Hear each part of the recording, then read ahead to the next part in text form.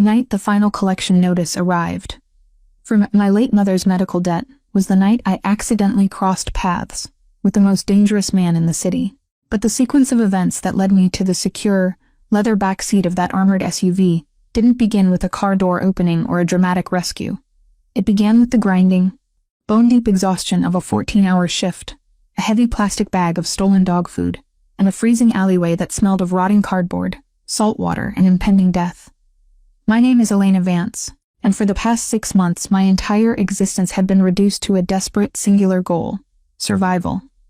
The industrial fluorescent lights of the South Boston Veterinary Clinic buzzed with a low, mechanical hum that vibrated straight into the base of my skull, a relentless soundtrack to my daily misery. It was 10:15 at night.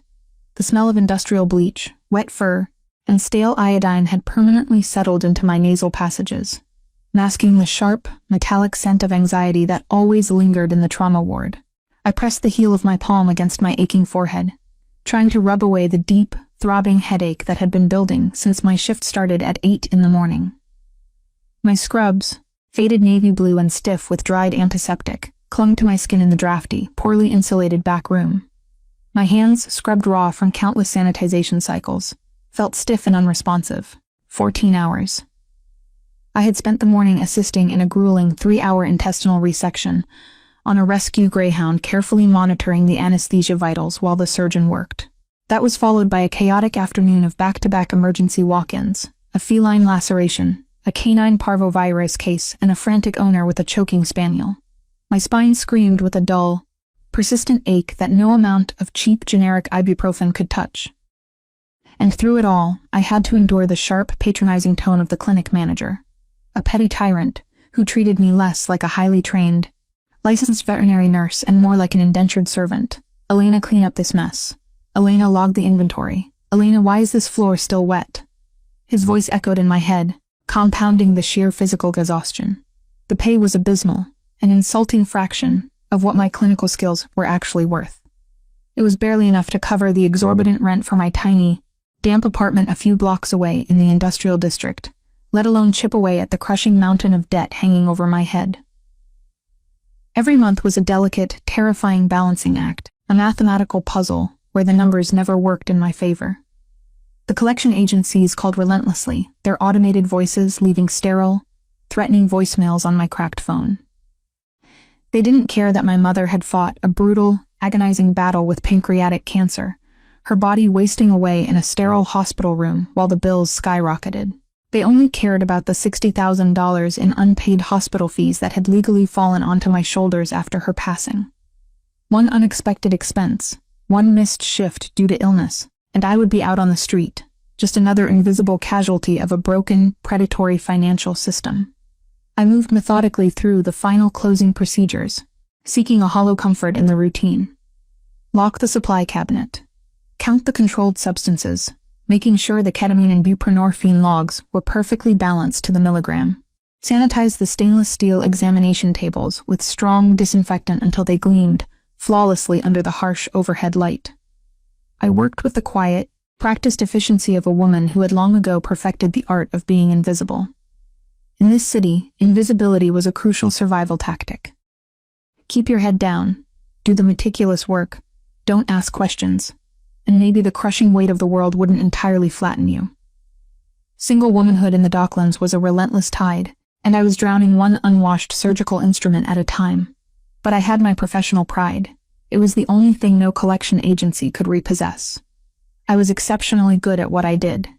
When a stray pit bull had been brought in with a torn ear and severe lacerations 2 days ago, it was my steady hands, my deep knowledge of trauma anatomy, and my precise, rapid sutures that had saved the ear and stabilized the animal in the critical golden hour, even while the clinic manager complained loudly about the cost of the surgical thread. I knew the complex architecture of veins and arteries. I knew how to fix broken, bleeding things, to clamp vessels and stop hemorrhages, even if I couldn't seem to fix the shattered, bleeding pieces of my own life. Deep in the right pocket of my scrubs, my stiff fingers brushed against a surgical hemostat, a small medical-grade locking forceps instrument I always carried out of habit, a tiny, cold steel reminder of absolute control in a world that was spinning rapidly out of it. I grabbed my thin, olive green utility jacket from the rusty hook by the back door. It wasn't nearly thick enough for the bitter, unforgiving November chill that had descended on Boston, but a new winter coat simply wasn't in the budget. Not when the electric bill was already 2 weeks past due. From the bottom of my dented metal locker, I pulled out a heavy plastic container filled with premium kibble and leftover scraps of unseasoned chicken I had carefully salvaged from my own meager dinners. The clinic strictly forbade us from taking expired or leftover food, a cruel policy enforced entirely for the sake of power. But I had learned how to bypass the inventory logs, just enough to keep the alley strays from starving to death in the winter. I pushed the heavy steel emergency exit door open, wincing as its rusty hinges shrieked a metallic protest into the quiet night. The sound seemed violently loud, echoing off the surrounding brick walls. The freezing rain hit me instantly. It was that specific type of New England winter rain, sharp as crushed ice, driving sideways in the bitter wind that howled off the harbor like a physical blow. The alleyway behind the clinic was a narrow, claustrophobic canyon of dark brick walls, overflowing industrial dumpsters that reeked of medical waste and decaying organic matter, and rusted chain-link fences topped with coils of razor wire. It smelled of wet trash, diesel fumes, and the salty, freezing bite of the Atlantic Ocean. The Boston harbor was less than a mile away, and the brutal winter storms always carried the bitter chill of the open water, straight into the city's concrete arteries. I pulled up the collar of my jacket, shivering violently as the damp cold immediately penetrated the thin fabric, biting deep into my exhausted muscles and seeping into my very bones. The only illumination came from a single, flickering street lamp at the far end of the alley, casting long, distorted shadows across the cracked, wet asphalt. Shallow puddles of oily water reflected the sickly yellow light, creating a deceptive illusion of depth in the darkness. Every breath I took materialized as a cloud of white vapor in front of my face. I crouched down near a stack of rotting wooden pallets, the usual feeding spot sheltered from the worst of the wind. I popped the lid off the plastic container, my fingers stiff, pale, and aching from the cold. The scent of the chicken immediately wafted up, a stark contrast to the garbage and salt water. "Come on out," I whispered softly, the wind immediately snatching the words from my mouth and carrying them away into the dark. "It's just me. I brought the good stuff tonight."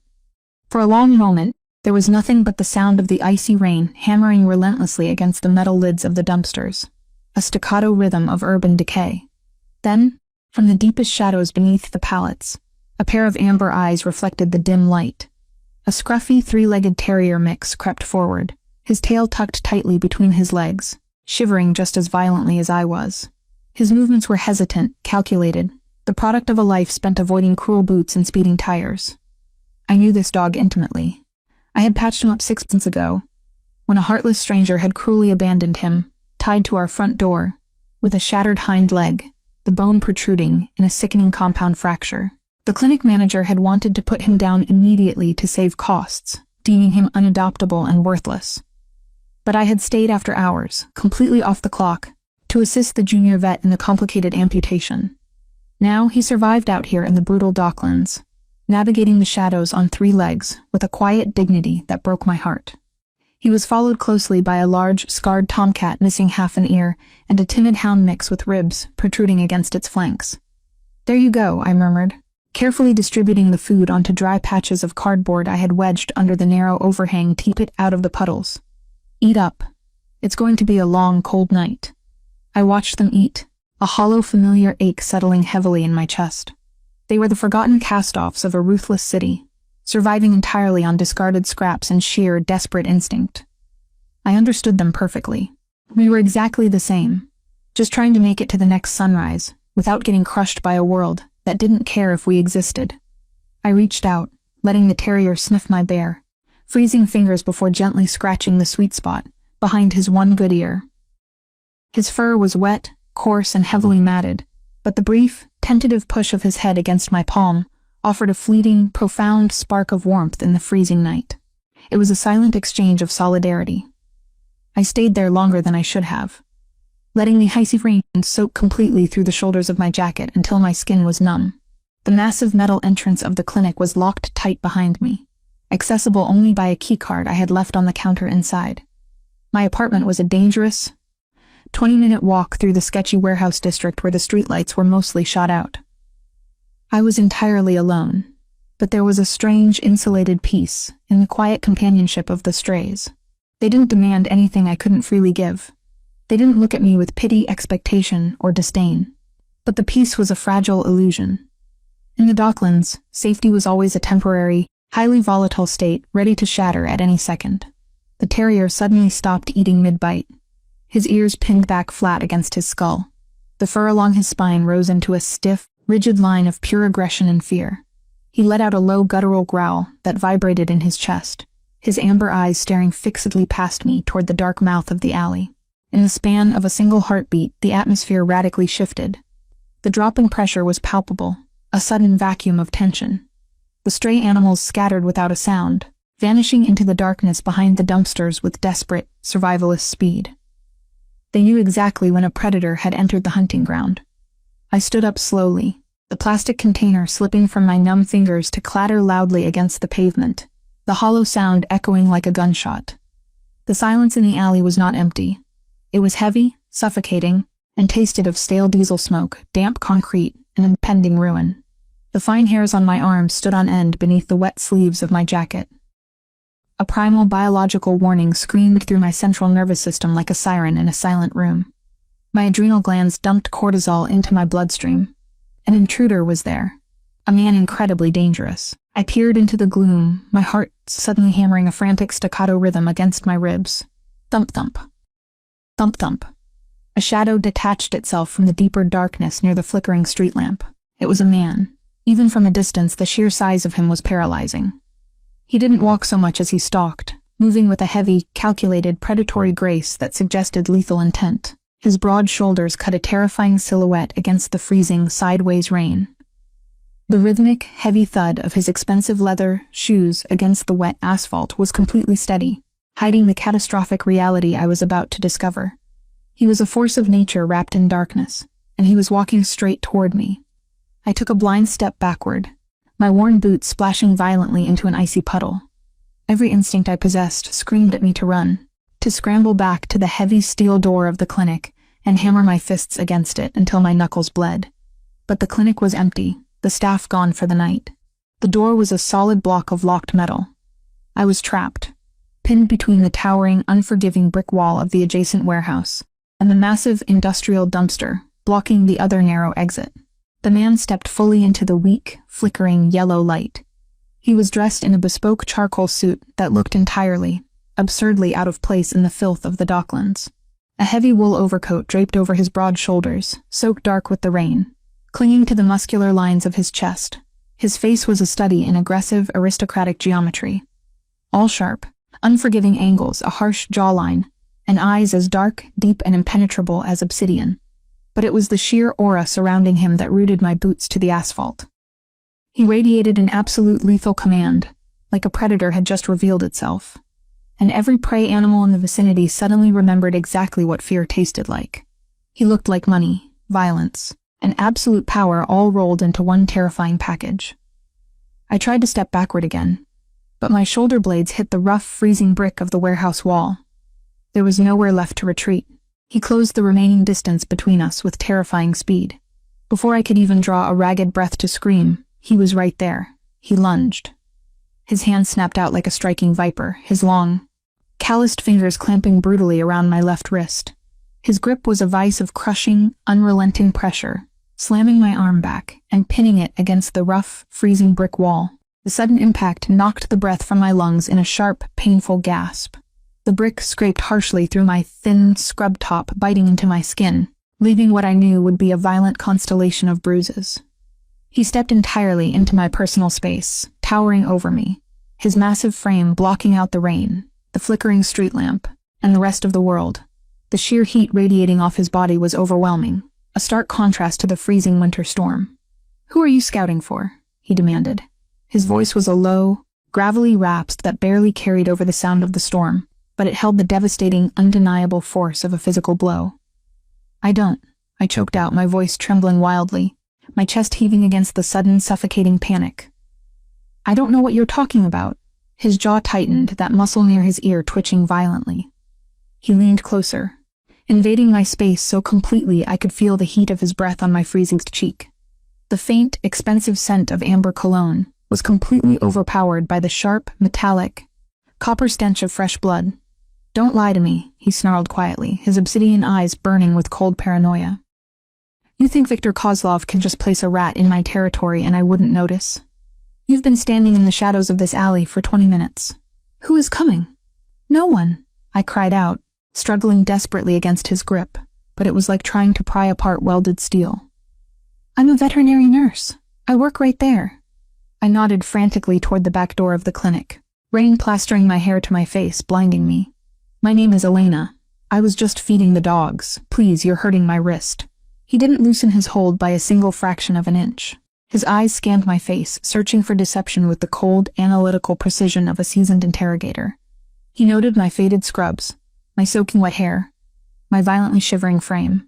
But paranoia in the underworld was a hard drug to break, and trust was a currency he clearly didn't possess. "A nurse," he mocked darkly, the word dripping with lethal skepticism. "Out in the freezing rain at 10:30 at night.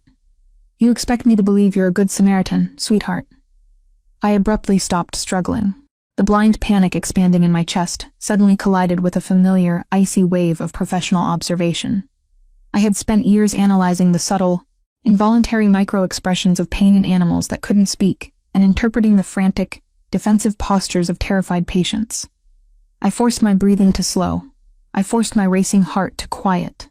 I forced myself to look past his terrifying, dominant demeanor and look at the biological state of the man himself. His breathing was far too shallow, lacking the deep expansion of healthy lungs. His skin, barely visible in the harsh yellow light, carried a grayish, ashen pallor that had absolutely nothing to do with the winter cold. It was the color of a body going into shock. His jaw was clenched so tightly, I thought his teeth might shatter under the immense pressure. And despite the crushing, overwhelming strength in the hand pinning my wrist to the wall, his other arm was pressed rigidly against his side, a defensive guard he was struggling immensely to maintain. I lowered my gaze, following the line of his rigid arm down his immaculate charcoal suit. There it was. I stared at the dark liquid spreading across the fabric of his tailored trousers, like blood seeping through gauze. My mind instantly detaching from fear and locking into absolute clinical focus. The rain was washing some of it down his leg, diluting the crimson, but the sheer volume of the stain was impossible to ignore. The fabric over his upper thigh was completely saturated, a heavy, slick darkness that was expanding rapidly by the second, soaking entirely into the expensive wool. He wasn't just standing aggressively close to me to intimidate me. He was leaning his massive weight against me because his leg was critically failing to support him. My nursing instincts slammed into the driver's seat, completely overriding the terror that had paralyzed me moments before. The adrenaline coursing through my veins sharpened into acute, hyper-focused clarity. The location of the wound, the rapid rate of the bleeding, the ashen color of his skin indicating severe volume depletion. My free hand twitched toward the pocket containing the surgical hemostat. "You're bleeding," I stated. My voice completely dropped the high-pitched tremble of a victim, adopting the steady, commanding tone of a trauma triage nurse. He narrowed his eyes. His grip on my wrist tightened painfully for a split second before slightly loosening, his brows furrowing in deep confusion. "It's nothing. Answer my question." "It's not nothing," I fired back firmly, my gaze locked intensely on the wound. "That's high-volume arterial flow. If the femoral artery is fully nicked, you have minutes before irreversible hemorrhagic shock sets in. You are actively bleeding out right now." The man stared at me. The cold, paranoid suspicion in his dark eyes suddenly clashed with a flicker of genuine shock. He hadn't expected the precise clinical terminology. He hadn't expected the sudden radical shift in my posture, the way I stopped cowering defensively against the brick and stood my ground with absolute authority. "Let go of my wrist," I demanded. It wasn't a plea. It was a medical command. He hesitated. He was a man who commanded illicit empires. A man whose mere physical presence made the criminal underbelly of Boston hold its breath. He was absolutely not used to being ordered around by a shivering, underpaid woman in faded scrubs pinned against a dirty alley wall. But biology was a ruthless dictator that no mafia boss could overthrow. As if my bold words had broken the fragile spell of his sheer willpower, his knees suddenly buckled beneath him.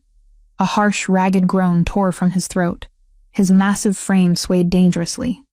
The crushing grip on my wrist instantly released as his hand flew out to catch himself against the wet brick wall.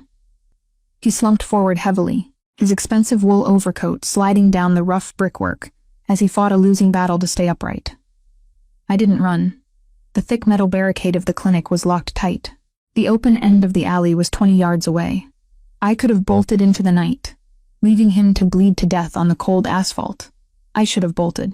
But I was a medical professional, and a man was rapidly dying at my feet. The oath I took didn't come with exceptions for dangerous men. I reached out, my hands instinctively grabbing the lapels of his heavy, rain-soaked overcoat to help steady his immense weight against the brick. The fabric was freezing, but his skin, where my knuckles brushed his neck, was burning with the unnatural heat of a trauma response. "Press your own hand against it," I ordered him, my voice sharp to cut through the creeping fog of his blood loss. "Hard. Don't let up the pressure." He looked down at me, his breathing ragged.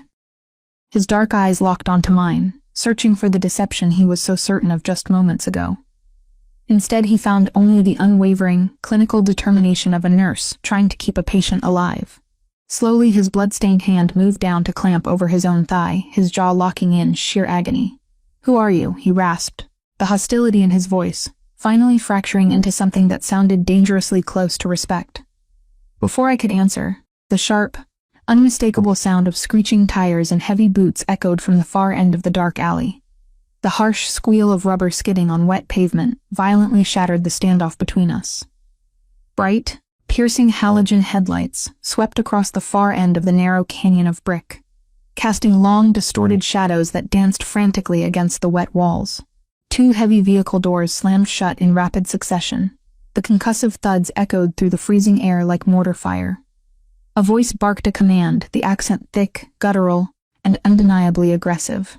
They were not police officers responding to a noise complaint from the docks. They were hunters, and they had cornered their prey in a dead end.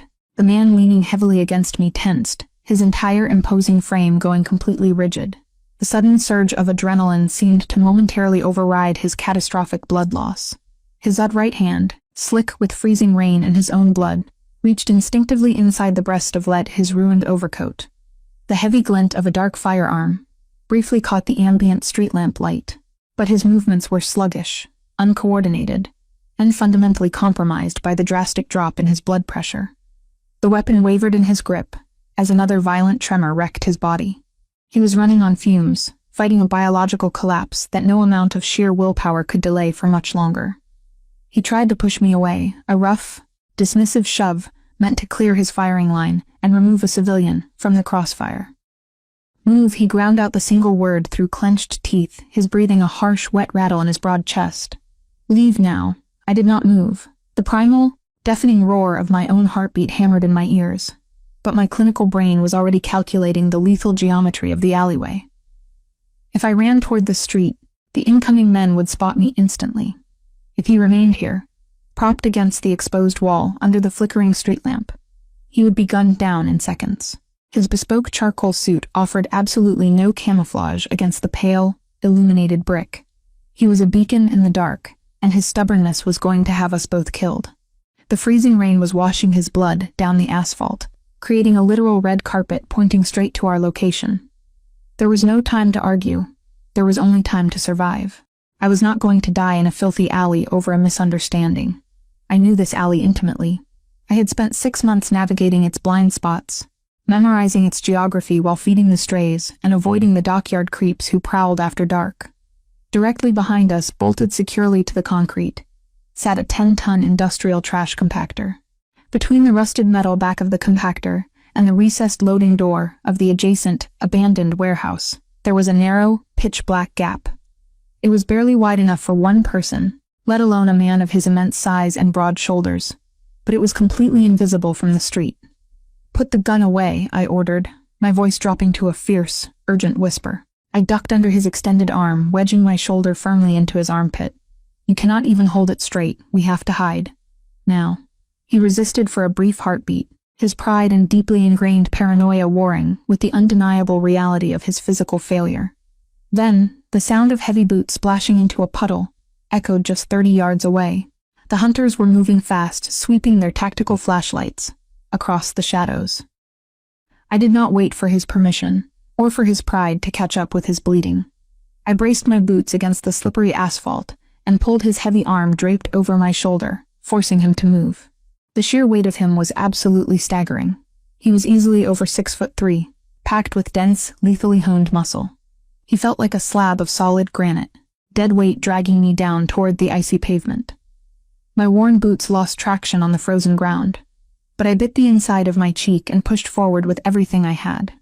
The bitter wind howled off the harbor, thankfully masking the harsh scraping of his leather shoes as I dragged him toward the shadows. "In here?" I gasped, steering his heavy form into the narrow gap behind the industrial compactor. It was a brutally tight fit. The rusted metal of the dumpster scraped violently against my back, snagging the thin fabric of my utility jacket. I pulled him entirely into the darkness with me, forcing him backward until his spine hit the recessed, frozen steel of the abandoned loading door. I had to press myself flush against his chest just to fit inside the crevice. The extreme, suffocating proximity was paralyzing. I could feel every shallow, uneven beat of his failing heart against my collarbone. My numb fingertips pressed flat against his chest, registering the terrifying contrast. The freezing winter storm whipping around us was abruptly overwhelmed by the unnatural, radiating heat of his feverish skin. The expensive, masculine scent of amber cologne mingled intensely with the sharp, metallic tang of fresh arterial blood, a terrifying contrast of extreme wealth and violent reality. He slumped heavily against the door, his knees buckling again as his cardiovascular system continued to crash. I caught him, wrapping my arms entirely around his broad torso to hold him upright. If he collapsed to the wet ground now, the noise of his frame hitting the concrete would give us away instantly. "They are close," he rasped, his voice barely a vibration against my ear. "Quiet," I breathed, my heart threatening to crack my ribs. Two men stepped into the halo of the flickering street lamp, stopping exactly where we had been standing seconds ago. Through a tiny gap in the rusted hinges of the compactor, I could see fragments of their movement. They were heavily armed, their tactical rifles gripped tightly against their chests in a ready position. Freezing rain poured off their dark windbreakers, pooling on the asphalt. "Where is he?" one of them demanded, sweeping the beam of a heavy tactical flashlight across the blood-stained brick wall. Viktor Kozlov said the hit was clean. He took a round directly to the femoral. He cannot walk on that. The beam of the flashlight cut through the darkness, sweeping violently across the front of our compactor. The harsh white light illuminated the falling rain, passing less than 2 feet from my face. I stopped breathing, every single muscle in my body locked into absolute, rigid stillness. Alexander's chest heaved against mine. His body was starving for oxygen as his blood volume critically plummeted, triggering an involuntary biological panic. His breathing was becoming a ragged, desperate pant that sounded terrifyingly loud in the confined space between the metal and the door. If they heard him fighting for air, we were dead. Without thinking, I shifted my grip. I pressed my left hand flat against the center of his chest to steady him, and I reached up with my right hand, pressing my freezing palm firmly over his mouth and nose. He stiffened instantly. A violent shudder ripped through his powerful frame as he fought the primal instinct to tear my hand away from his airway. His pupils, blown wide and swallowing the iris in the physiological grip of shock, locked onto mine in the pitch-black space. I held his gaze in the shadows, communicating entirely through the desperate, unyielding pressure of my hand. "Do not make a sound, please." He stopped fighting me. Slowly and possibly, the mafia boss surrendered his absolute control to my touch. He closed his eyes, his long, dark lashes wet with freezing rain, and let his heavy head fall forward, until his forehead rested heavily against my shoulder. The heat of his breath puffed softly against the spaces between my fingers. The sheer intimacy of the moment was completely at odds with the violent terror of our circumstances. I was holding a lethal, terrifying underworld boss in a freezing alley, forcing him to stay quiet, like a frightened child, hiding from monsters in the dark. "Search the dumpsters," the second thug ordered, his voice echoing sharply off the brick buildings. "The rain is washing the blood away, but he could not have gone far." Heavy footsteps approached our hiding spot. The thick, rubber soles of their tactical boots squelched aggressively in the oily puddles. The flashlight beam danced wildly across the rusted metal mere inches from my spine. My lungs burned like they were filled with crushed glass. Dark spots began to dance in my peripheral vision from holding my breath. but I did not dare exhale. The man with the flashlight paused right beside the compactor. I could hear the faint, synthetic rustle of his windbreaker as he moved his weapon. I could smell the stale cigarette smoke and cheap alcohol clinging to his wet clothes. He kicked the side of the metal bin. The resounding clang vibrated straight through my bones, rattling my teeth in my skull. "Empty," the thug muttered, turning away in frustration. "Let us check the shipping containers near the south gate. If he bleeds out in the yard, Viktor Kozlov still pays." The footsteps began to recede, moving steadily down the alley toward the harbor, the sound swallowed by the storm. The sweeping beam of the flashlight faded into the gloom, leaving us in absolute darkness once more. We waited. We stood locked together in the suffocating darkness for 1 minute, then 2, then 3, listening only to the relentless hammering of the freezing rain against the metal roof of the warehouse above us. The icy water seeped through the thin material of my utility jacket, chilling me to the bone, yet the oppressive heat radiating from the man in my arms kept my core violently flushed. His heartbeat, which had been hammering against my chest like a trapped bird, was growing terrifyingly sluggish. The thick, cloying smell of blood was amplifying in the narrow space, overpowering the rain and the harbor salt. I counted his breaths, each one shallower and more desperate than the last. He was dying in my arms. When the silence finally felt hollow and empty again, I slowly lowered my hand from his mouth. My fingers were trembling so violently I could barely flex them. I let out a long, ragged exhale, the white vapor wrapping around his dark, soaked hair. The immediate lethal threat had passed, but the biological clock ticking inside his severed artery had not stopped for a single second. "They are gone," I whispered, stepping back half an inch to relieve the suffocating pressure on his chest. Alexander did not answer. The remaining adrenaline that had tethered him to consciousness abruptly vanished, and his body finally surrendered to the blood loss. His formidable form simply gave out. He did not stumble. He collapsed straight down, a sheer, catastrophic failure of his muscular and cardiovascular systems. He slid down the frozen steel door, his expensive wool overcoat bunching around his shoulders, until he hit the wet, freezing concrete floor of the alcove with a heavy thud. His head rolled to the side, his chin resting against his chest. "You have to remain awake," I hissed, dropping immediately to my knees beside him. The icy water soaked straight through the knees of my faded scrubs, biting into my skin with a vicious sting. But I ignored it. I grabbed the heavy lapels of his coat and gave him a hard shake. "Open your eyes, focus your eyes on me." His eyelids fluttered, revealing a thin crescent of unseeing dark eyes. His skin was no longer ashen. It was taking on the terrifying, translucent pallor of terminal shock. The ambient temperature was hovering near freezing, accelerating his hypothermia by the second. I had to stop the bleeding entirely right now, or he would be dead in less than 4 minutes. The space behind the compactor was pitch black. I could not see the wound. I could not see the blood. I had to rely entirely on tactile feedback, on the desperate, terrifying memory of my emergency trauma training. I ripped my utility jacket off, tossing it into the corner to free up my arms. The freezing wind sliced through my wet scrub top instantly, raising violent goosebumps across my flesh. I leaned over him, my hands moving with frantic, practiced efficiency. I shoved the heavy wool overcoat aside, the luxurious fabric heavy and ruined, and blindly felt for the waistband of his tailored trousers. My freezing, numb fingers fumbled with the expensive leather belt, unbuckling the heavy silver clasp rapidly. I grabbed the fabric of his trousers near the upper thigh and pulled hard. The material was incredibly strong, woven from high-end wool, but it was completely saturated and heavy with his blood. "I need to expose the wound," I told him, though I was not sure his fading consciousness could even process my words. From my left pocket, I pulled out a heavy pair of trauma shears, blunt-nosed, serrated scissors designed specifically for cutting through thick clothing in life-or-death emergencies. I wedged the lower blade under the hem of his torn trousers and cut upward with vicious, jagged strokes. The fabric parted with a thick, wet tearing sound that seemed obscenely loud over the storm. I did not stop at the knee. I sheared the expensive material all the way up to his hip, laying his powerful, muscular leg bare in the freezing darkness. The cold air immediately hit the wound, causing a violent shudder to ripple through his failing body. The smell of copper was overwhelmingly thick, clinging to the back of my throat and turning my stomach. I pressed my bare hands directly onto his upper thigh. The contrast was shocking. The freezing rain battered my back, but my hands were suddenly submerged in a slick, burning heat.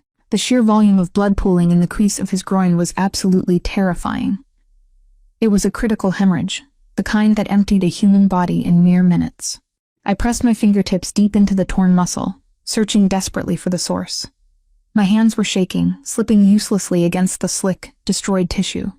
I closed my eyes, tuning out the howling wind, tuning out my own mounting panic, and focused entirely on the sensory input from my fingertips. I knew the anatomy. The femoral artery runs deep, protected by thick layers of muscle, but the bullet had carved a destructive, jagged path straight through it. There, I felt it. A rhythmic, aggressive pulsing against my index finger. The torn vessel was still trying to pump blood, pushing the precious remaining fluid out into the cold night, with every fading, desperate beat of his heart. I pressed my thumb and forefinger together, pinching the slick, rubbery tube of the artery as hard as I possibly could. The hot flow over my knuckles instantly diminished to a trickle. A sharp, agonizing hiss tore through Alexander's teeth. His upper body jerked violently, his good hand flying out to blindly grip my upper arm. His long fingers dug painfully into my bicep, a desperate, instinctual reaction to the sudden, agonizing pressure deep inside his wound. I know it hurts," I chanted, holding my voice steady and low, forcing my own panic down. "Do not move, do not pull away." Pinching the artery manually was not a sustainable solution. My fingers were already cramping severely from the cold, and the immense, unyielding pressure required to hold the vessel closed. I needed a mechanical clamp. I needed the tool resting in my right pocket. With my left hand maintaining the death grip on the artery inside his leg, I awkwardly contorted my body in the cramped space. I reached my right hand down into the deep pocket of my scrub pants.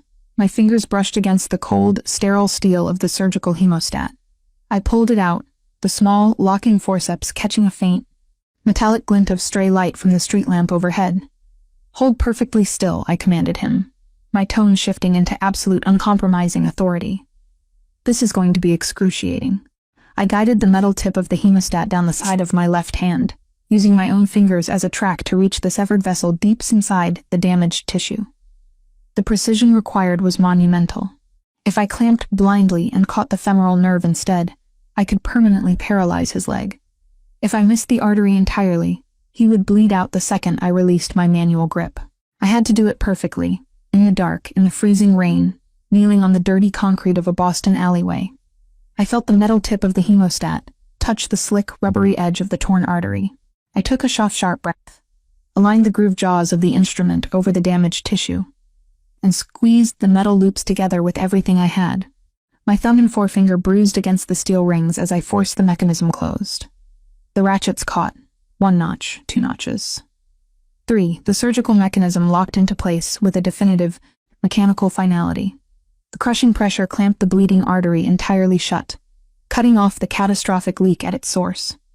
Alexander let out a guttural, terrifying roar of absolute agony, the sound muffled only by the roaring wind. His back arched off the concrete, his entire body convulsing against the brutal, unforgiving pain of the cold metal clamping down on his deep tissue. His grip on my arm became bone-crushing, leaving deep, purple bruises that would map the terror of this night for weeks to come. I scrambled forward, throwing my entire upper body weight across his chest to pin him down, forcing his broad shoulders flat against the freezing ground so he would not dislodge the instrument. "Stay down," I shouted over the storm, my face mere inches from his. "It is clamped. The bleeding is stopping. Look at my face." His chest heaved violently beneath me. He was gasping for air, his muscles locked in rigid agony, but slowly, the wild, feverish panic in his dilated eyes began to recede. He stared up at me, his vision fighting to clear in the shadows. The rain was plastering my dark hair against my cheeks, dripping from my chin onto his ruined, expensive shirt. He was viewing me not as a suspect, not as a random casualty of the docklands, but as the sole anchor tethering him to the world of the living. The intense, paralyzing pain seemed to shock his system back into a fragile state of consciousness. His grip on my arm slowly loosened, his hand falling heavily back to the wet concrete. I shifted my weight, sitting back on my heels while holding one hand pressed firmly against the handle of the hemostat to ensure it did not shift a single millimeter. I quickly wiped my bloody hand across my forehead, smearing his blood across my own skin in a chaotic streak of crimson. I reached down and grabbed the hem of my ruined, faded scrub top. It was already soaked with rain and blood, but it was the only clean fabric I had left. I used the trauma shears to slice a large strip off the bottom, exposing my midriff to the freezing air. I balled the thick cotton fabric up and shoved it aggressively into the deep wound cavity, packing it tightly around the metal hemostat to create a makeshift pressure dressing and protect the surgical tool from being jostled. You. His voice was a broken, incredibly weak rasp. He swallowed hard, his Adam's apple bobbing as he fought for breath. You actually know what you are doing. I am a licensed veterinary trauma nurse, I replied. My voice shook uncontrollably. The adrenaline crash hit hard, leaving me freezing and terrified in the dark. Anatomy is anatomy. A severed artery in a greyhound works exactly the same way as yours. A faint, grim ghost of a smile touched the corners of his pale lips. The situational irony of the moment was not lost on him. The man who controlled the city's shipping lanes, a sovereign protector who possessed unlimited wealth and lethal power, owed his life to a broke veterinary nurse who treated him like a bleeding stray dog in an alley. "What is your name?" he asked again. This time, the hostile, suspicious demand was completely gone. It was replaced by a quiet, absolute intensity that made my heart stutter wildly in my chest. His heavy shadowed gaze locked onto mine, completely devoid of the paranoia that had driven him to pin me against the wall just 20 minutes ago. The violent, untouchable mafia boss was gone, replaced by a man assessing the woman who had just reached into the dark and pulled him back from the edge of death. "Elena," I whispered, pressing my bloody hands down on the packed wound to maintain pressure. "Elena Vance. Elena," he repeated, the syllables rolling off his tongue with a heavy Italian cadence that sounded entirely out of place in the grim industrial docklands. "I will not forget this."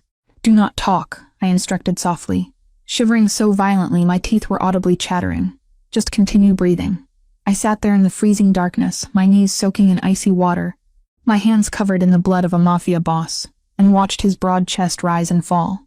The silence around us grew heavy again, but it was no longer threatening.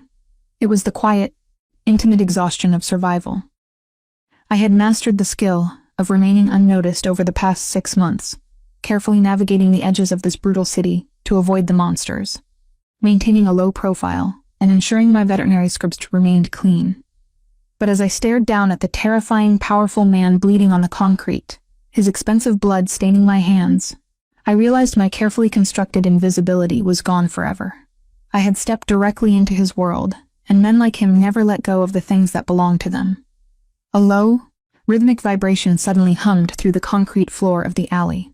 It was not the erratic screech of Viktor Kozlov's men returning. It was the deep, synchronized purr of multiple high-end, heavily armored engines approaching with terrifying precision. The dark SUVs sealed off both ends of the narrow street, their high beams cutting through the freezing rain like solid white blades. Heavy doors opened. The sheer discipline of the men pouring out of the vehicles was staggering. There was no shouting, no frantic scrambling. Just the cold, mechanical clicks of assault rifles being raised and the synchronized march of tactical boots on wet asphalt. At the front of the formation walked a man with eyes as dead and flat as a shark's. Franco Moretti. He moved with absolute lethal purpose, a suppressed weapon already raised and sweeping the shadows. "Boss." Franco's voice cracked like a whip through the freezing rain. "Over here," Alexander ground out, his voice weak but laced with the undeniable authority of a reigning sovereign. Flashlights instantly pinned us against the brick wall. I flinched, throwing a bloody hand up to shield my eyes from the blinding glare.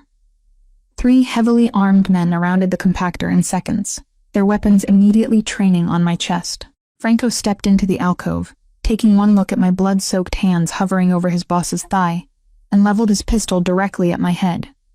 "Do not move," Franco ordered, his tone devoid of any human emotion. "Stand down." Alexander's voice was a ragged whisper, but it carried absolute command. The sheer force of his will seemed to physically force the barrels of their weapons toward the ground. "She saved my life. Secure the perimeter. Call the medics." Franco did not question the order. He holstered his weapon in a fraction of a second and dropped to one knee, snapping his fingers at the men behind him. A tactical medical team surged forward, pushing past me with a flurry of heavy canvas bags and sterile equipment. I scrambled backward on my hands and knees, my back hitting the freezing, wet brick of the warehouse. The adrenaline was entirely gone now, leaving me hollow, shaking, and desperately cold. I watched as the professionals took over, their flashlights illuminating the pristine, blood-soaked surgical hemostat I had locked into his flesh. One of the medics whistled low in sheer disbelief as he inspected the clamp. "Whoever did this bought you 20 minutes you didn't have, boss," the medic muttered, quickly prepping an IV line of synthetic plasma. "We are moving you to the penthouse medical wing," Franco stated, holding a protective, unyielding stance over Alexander. "Doctor, Marcus Thorne is already on standby." "Franco," Alexander rasped, fighting against the medics as they attempted to load him onto a collapsible tactical stretcher. His dark eyes searched the chaotic shadows, bypassing his loyal soldiers, bypassing the flashing lights, until they found me shivering violently against the brick wall. "Bring her. She is a civilian risk," Franco countered smoothly. Not looking at me, "We leave her." Alexander reached out with a bloody, shaking hand, gripping Franco's heavy tactical vest with surprising, desperate strength. I said, "Bring her. Permanently." Franco's flat gaze finally shifted to me, calculating the weight of his boss's command. He gave a single curt nod. Before they hoisted the stretcher, Alexander's hand dropped away from Franco's vest and extended toward me. His fingers were pale and stained with red, trembling with the last reserves of his strength. I crawled forward instinctively, drawn to the man I had just fought so hard to save. When my hand met his, he pressed something hard and unyielding into my palm, folding my cold, shaking fingers over it. He held my gaze for one long, suspended second before the medics lifted him away, swarming him into the back of a waiting armored SUV. I sat alone on the freezing asphalt for a moment, the deafening roar of the idling engines drowning out the harbor wind. I slowly opened my bloody hand. Resting against my palm was a heavy, matte black cardstock calling card. Even smeared with our mingled blood, the gold-embossed card caught the harsh tactical lights. The Ravellini family crest stamped into the center like a royal seal, a terrifying, unbreakable promise of absolute protection. Franco stepped over to me, offering no hand to help me up, but his posture had shifted from lethal threat to stoic guard. "Miss Vance," Franco said quietly. "The car is waiting." The cavalry had finally arrived, and as I stood up on trembling legs, clutching the gold-embossed card to my chest, I knew I was leaving the freezing, invisible streets of Boston behind forever. Franco's broad hand didn't touch my shoulder, but his sheer, terrifying proximity was a physical force, corralling me toward the idling convoy. The freezing November rain continued to batter the ruined alleyway, washing the last remnants of Alexander Ravellini's blood into the rusted, overflowing storm drains. I stumbled forward, my worn boots splashing heavily through the icy puddles, the cheap rubber soles offering absolutely zero traction on the slick, oil-stained concrete. My faded navy scrubs were plastered to my violently shivering skin, soaked entirely through with a horrifying, sticky mixture of freezing water and arterial blood. Every muscle in my legs trembled so severely that simply placing one foot in front of the other felt like navigating a ship on a turbulent, unpredictable sea. My teeth chattered violently, the sound sharp and erratic against the steady, thrumming bass of the SUV's massive engines. I glanced over my shoulder, my clinical brain struggling to process the sheer, chilling efficiency of the underworld unfolding behind me. Two of Franco's tactical men were already scrubbing the concrete behind the industrial compactor, with heavy-duty chemical solvents. The sharp, toxic scent of bleach and ozone instantly overpowered the smell of salt water and decay. Another man, his face completely obscured by a dark tactical mask, was collecting the discarded, bloody scraps of my torn utility jacket and placing them into a thick, biohazard bag. They were erasing us. They were erasing the violence. In less than 3 minutes, there would be absolutely no forensic evidence that the most powerful, dangerous man in Boston had nearly bled to death in the shadows of a run-down veterinary clinic, where I spent my days counting pennies for expired sutures. The rear door of the central armored SUV stood wide open, a cavernous, brilliantly illuminated sanctuary waiting in the middle of the raging storm. The vehicle was massive, an imposing fortress of matte black steel, sitting heavy on a reinforced suspension system clearly designed to withstand high-caliber ballistic impacts. A tactical medic, clad entirely in dark urban fatigue, was already inside the cabin, swiftly securing Alexander's collapsible metal stretcher to the heavy floor mounts. "Get in," Franco instructed. His voice was a flat, unreadable baritone that cut through the howling wind.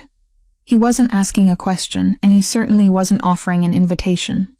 He was executing the final absolute order of his incapacitated boss. I climbed into the back of the SUV, my frozen fingers gripping the heavy interior handle to haul my exhausted weight upward.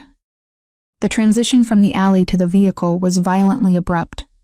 The exact second the heavy armor-plated door slammed shut behind me, the deafening howl of the harbor storm was instantly severed.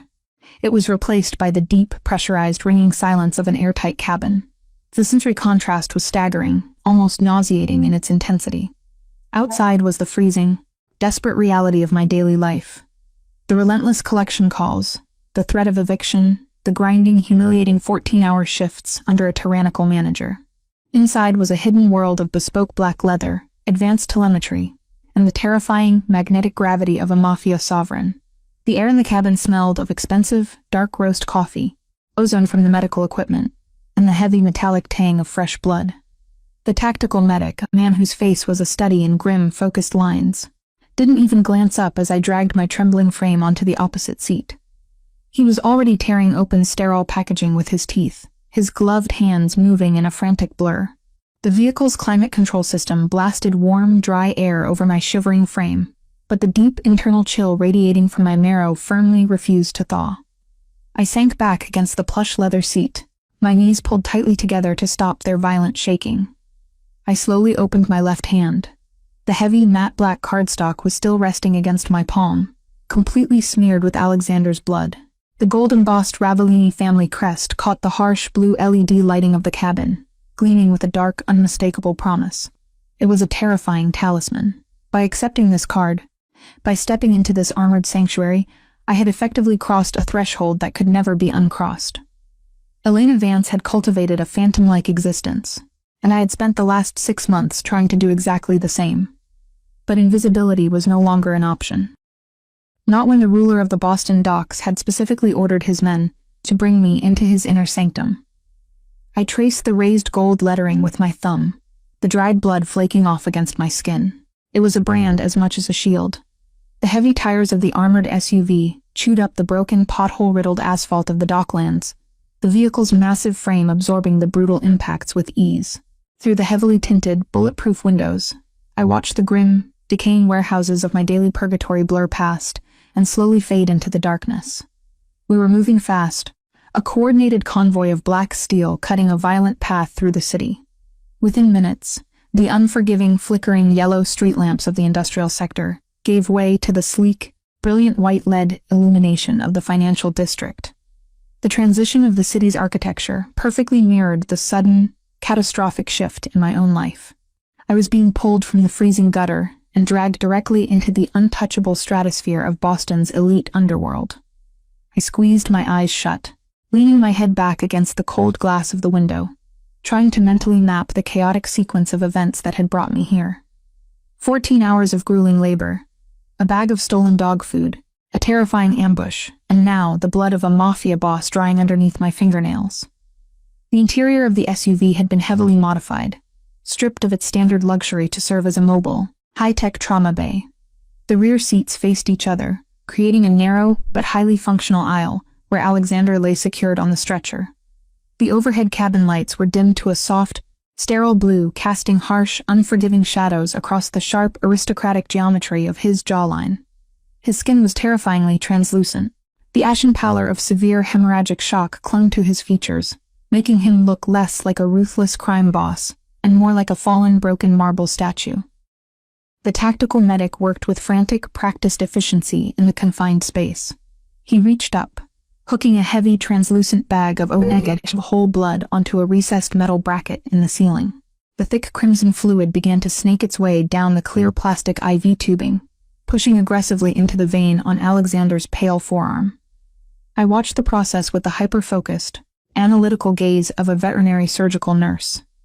Synthetic plasma was excellent for temporary volume expansion in the field, but when a patient lost the sheer quantity of blood that Alexander had left on the alley floor, only whole red blood cells could restore the oxygen-carrying capacity his failing brain so desperately needed.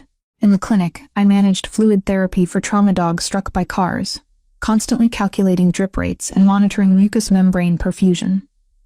The physiology wasn't vastly different, but the stakes were astronomical. This wasn't a stray hound, this was Alexander Ravellini. Above his head, a portable, military-grade vital signs monitor beeped in a rapid, frantic rhythm. Beep, beep, beep, beep. I didn't need to look at the glowing digital numbers to know what they meant. It was severe tachycardia. His heart was beating far too fast, a desperate, failing engine trying to pump blood that simply wasn't there. Franco sat in the front passenger seat, his massive frame turned slightly backward. The thick bulletproof glass partition between the driver's cab and the rear compartment was lowered just enough for him to communicate. His dead flat eyes never left my face. He observed me with the cold, calculating detachment of an executioner, deciding whether or not to pull the lever. I could see the heavy, matte black steel of a specialized firearm resting loosely against his thigh, a silent promise of immediate execution if I made a single wrong move. "You are a veterinarian," Franco stated over the low hum of the massive engine. It wasn't a question. It was an interrogation disguised as an observation, a assessment of my worth and my potential threat level. "A nurse," I corrected immediately, my voice trembling slightly before I forced it to stabilize. I lifted my chin, meeting his intimidating stare head-on. "I am a licensed veterinary surgical nurse." Franco's eyes flicked down to my blood-soaked hands, then to the heavy canvas bags the medic was rapidly unpacking. "You put a steel clamp directly inside the leg of my boss, in the dark, in the middle of a freezing storm. I stopped him from bleeding to death on the concrete." I fired back, my protective, clinical pride suddenly flaring up through the crushing blanket of my exhaustion. I refused to let this man intimidate me into regretting saving a life. The femoral artery was completely severed by the bullet. It is a massive, high-pressure vessel. Without the immediate, localized compression of that surgical hemostat, he would have expired in less than 4 minutes from catastrophic volume loss. You can check the medical math yourself. Franco's jaw tightened, but before he could deliver a counter-argument, the heavy armored SUV took a sharp, aggressive turn onto the expressway. The sudden G-force pushed my body hard, but I instinctively braced my shoulder against the heavy side panel of the leather seat to maintain my balance. The violent sway of the vehicle caused the medical stretcher to shift violently. The portable vital monitor suddenly blared a high-pitched, continuous warning alarm that screamed through the pressurized cabin. I snapped my head toward the screen. His blood pressure was crashing again, the diastolic number plummeting into the terrifyingly low 30s. The digital waveform flattened out into a frantic, jagged line of red light. "The clamp is slipping," the medic growled, his voice laced with sudden panic. He dropped the sterile gauze pads he was holding and pressed his gloved hands down heavily on the thick, blood-soaked cotton of my ruined scrub top that I had packed into the wound cavity. The vibrations from the road are loosening the mechanical ratchets on the forceps. "He's hemorrhaging again." I stared at the fresh crimson stain spreading across the white cotton packing, expanding rapidly like a dark, relentless tide. It was a terrifying, brilliant red that signaled immediate, catastrophic failure. Without a single conscious thought, I slammed my hand against the buckle of my seatbelt.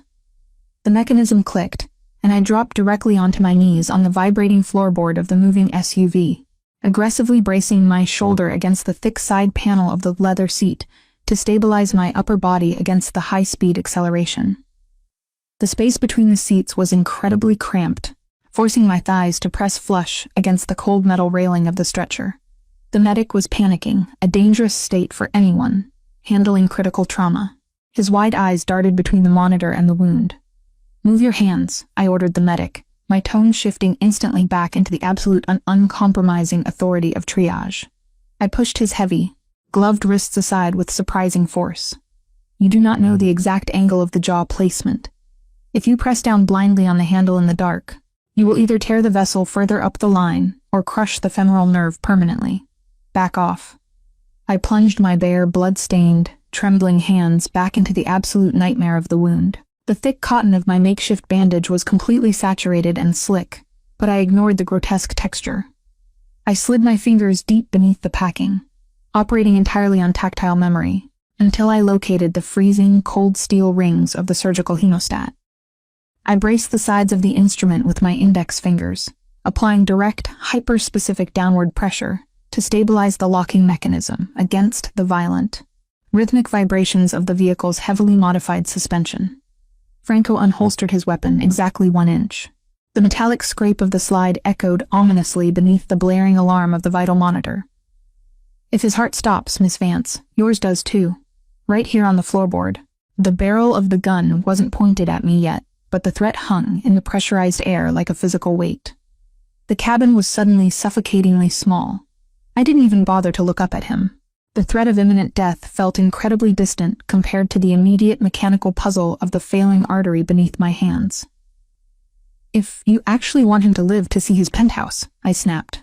My eyes locked fiercely on the monitor. Tell your driver to avoid the potholes on the interstate. The suspension is jarring the clamp. Franco stared at the top of my head for one long, suspended second before speaking sharply into his tactical radio, relaying the command to the driver. The armored SUV instantly smoothed out its trajectory. The aggressive, erratic swerving replaced by a steady, powerful glide. Kneeling on the floorboard of the moving SUV was absolute physical torture. The thin, worn fabric of my faded scrub pants offered absolutely zero protection against the hard, vibrating metal beneath the thin carpet. My kneecaps throbbed with a dull, sickening ache, the pain radiating sharply up my thighs with every minor bump in the road. My arms, locked rigidly at the elbows to maintain perfect, unyielding downward pressure on the surgical hemostat, began to burn with the aggressive accumulation of lactic acid. My muscles were screaming in protest, trembling with a profound, bone-deep exhaustion that threatened to compromise my grip. But I refused to let go. I bit the inside of my cheek until the sharp, metallic taste of my own blood flooded my mouth, using the localized pain to keep my focus razor-sharp. I had spent years of my life stabilizing shattered animals on cold steel tables, fighting desperate, losing battles against time and trauma. I knew exactly how to endure physical discomfort for the sake of a patient. Alexander Ravellini might have been the most dangerous, lethal predator in the city, a man who ordered executions and controlled criminal empires. But right now, stripped of his power and his men, he was simply a failing biological organism, entirely dependent on my endurance. And I refused to fail him. I had already lost too much in my life to simply stand by and watch death claim another victory.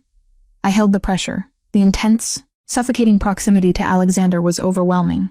His broad, muscular chest rose and fell in shallow, ragged, uneven increments mere inches from my face. The sheer, radiating heat of his trauma-induced fever seeped through his ruined charcoal trousers, warming the icy dampness of my scrubs. The deep, expensive scent of amber and cedarwood that clung to his skin was completely saturated with the heavy, metallic copper of his blood, creating a visceral, terrifying scent memory that I knew with absolute certainty would haunt my nightmares for the rest of my life. The tension in the cabin was a living, breathing entity.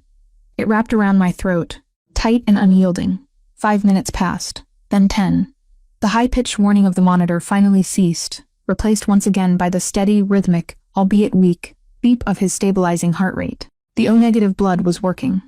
The fresh crimson seepage around the clamp began to slow, then stop entirely.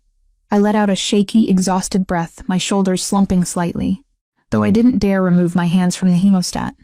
Alexander stirred. The sharp, localized pain of my fingers adjusting the clamp, deep inside his tissue, pulled him violently from the dark, protective depths of his unconsciousness. A low, agonizing, guttural hiss escaped his pale lips, the sound vibrating deep in his chest. His thick, dark lashes fluttered against his cheekbones as he fought the heavy, narcotic pull of the shock. "Alexander," I whispered, instinctively breaking the rigid, professional barrier of a medical provider, speaking his given name like a desperate anchor in the storm. "Stay completely still. We are moving. You are safe now." His eyelids dragged open. His eyes were dark and unfocused, completely disoriented by the harsh blue lights and the cramped confines of the mobile trauma bay. He let out another ragged breath, his jaw clenching against the blinding wave of physical agony. But then, his gaze found my face. He saw the rain plastered to my hair, the dark streaks of his own blood smeared across my cheek, and the fierce, unyielding concentration in my eyes as I knelt over him. His right hand, incredibly heavy and lethargic from the massive blood loss, slowly slid across the black leather of the gurney. He didn't reach up toward the ceiling. He didn't reach out for Franco or his weapon. His long, calloused fingers blindly, desperately searched the empty space between us until they brushed against the bare, freezing skin of my forearm. The sudden, unexpected contact sent a violent, explosive jolt of electricity straight through my exhausted, overloaded nervous system. I gasped softly, my breath catching in my throat. He wrapped his fingers weakly around my wrist, It wasn't the crushing, paranoid, terrifying grip that had pinned me against the freezing brick wall in the alleyway just an hour ago. This was a desperate, grounding, tethering hold. He was anchoring himself to the only solid, real thing in his fading reality. His thumb weakly, almost imperceptibly, stroked the dark, blooming purple bruise that his own brutal fingers had left on my skin. It was a silent, excruciating acknowledgement of the extreme violence he had just inflicted upon me, and the absolute, unwavering salvation I had freely offered him in return. The tactile sensation of his rough, calloused skin against my chilled flesh sent a shiver down my spine that had absolutely nothing to do with the freezing rain outside. It was a possessive, territorial touch, even in his weakened state. "Elena," he breathed, the 3 syllables barely an audible vibration over the deafening roar of the massive V8 engine. Yet they seemed to echo endlessly, wrapping around every molecule of air in the pressurized cabin. The sheer vulnerability in the voice of the city's most ruthless mafia boss shattered the last of my clinical detachment. My heart, which had been operating on pure, cold adrenaline, suddenly betrayed me, fluttering with a strange, undeniable warmth that had absolutely nothing to do with the vehicle's climate control.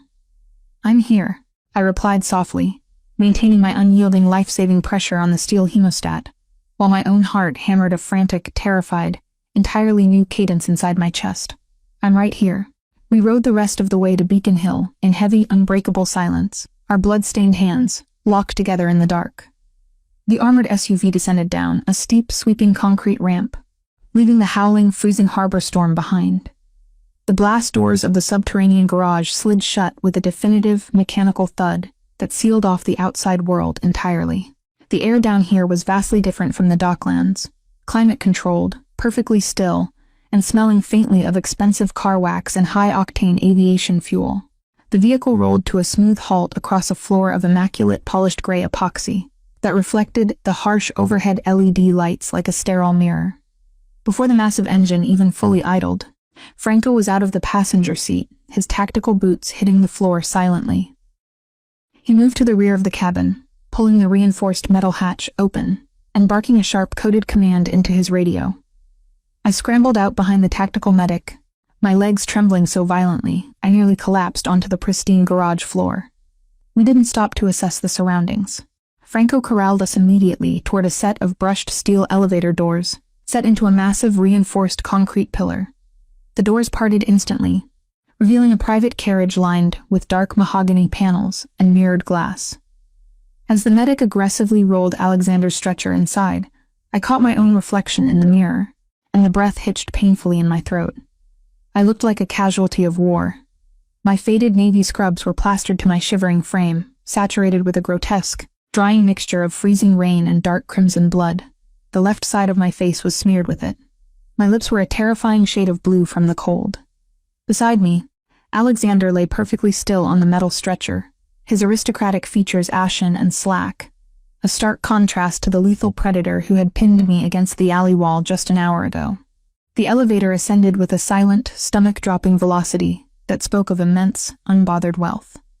There were no buttons to press, only a secure biometric scanner that Franco had bypassed with a single, practiced swipe of his hand.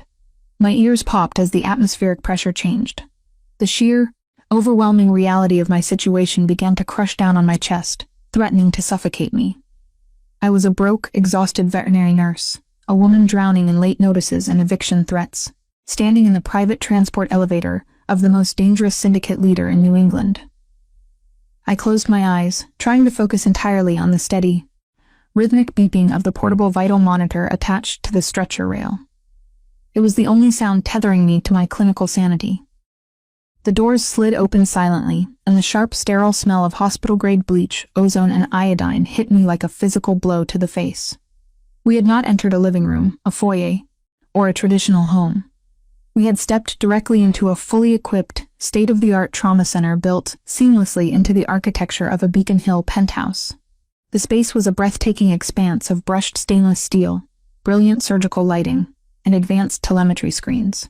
It was cleaner, better funded, and infinitely more sophisticated than the crowded public hospital where my mother had slowly wasted away from cancer. The realization of that disparity, the extreme, unbridgeable chasm between the working poor and the untouchable elite, twisted like a cold, jagged knife in my gut.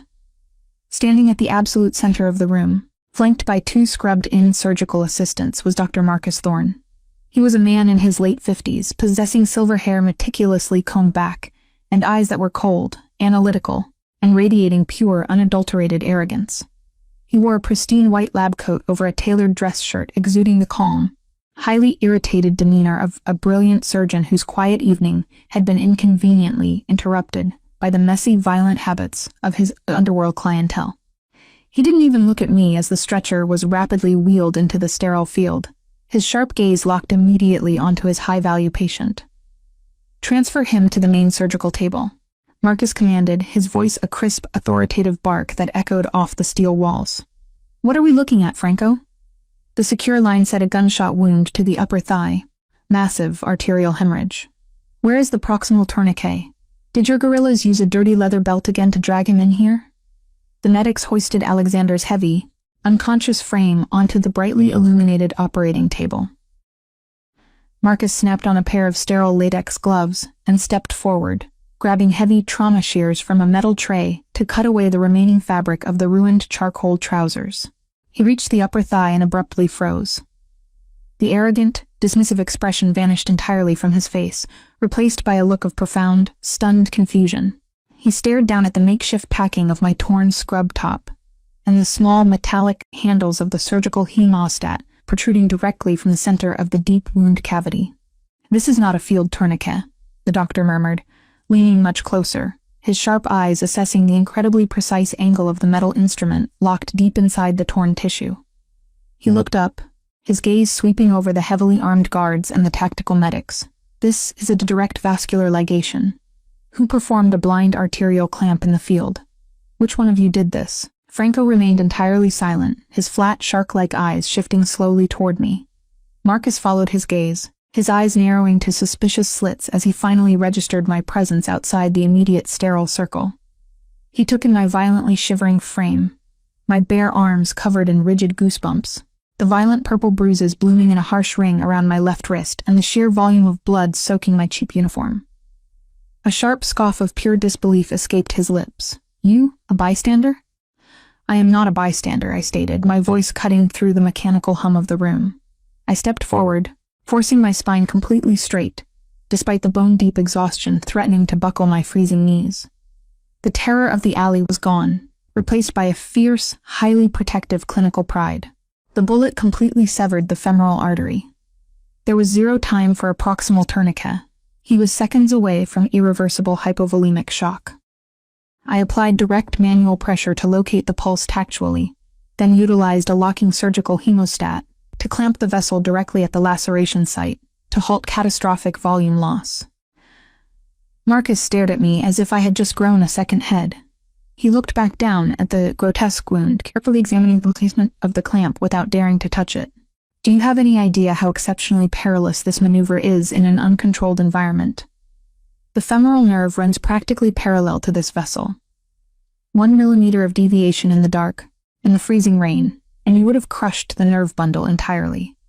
You could have left the head of the Ravellini family permanently paralyzed in his right leg." I isolated the vessel. The nerve bundle was cleared. I fired back instantly, my tone flat and absolutely uncompromising.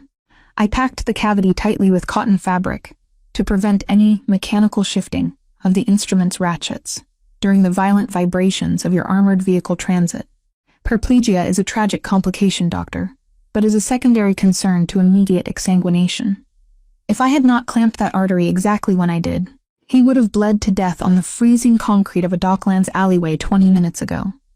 The tension in the surgical bay was razor thin, a taut wire ready to snap.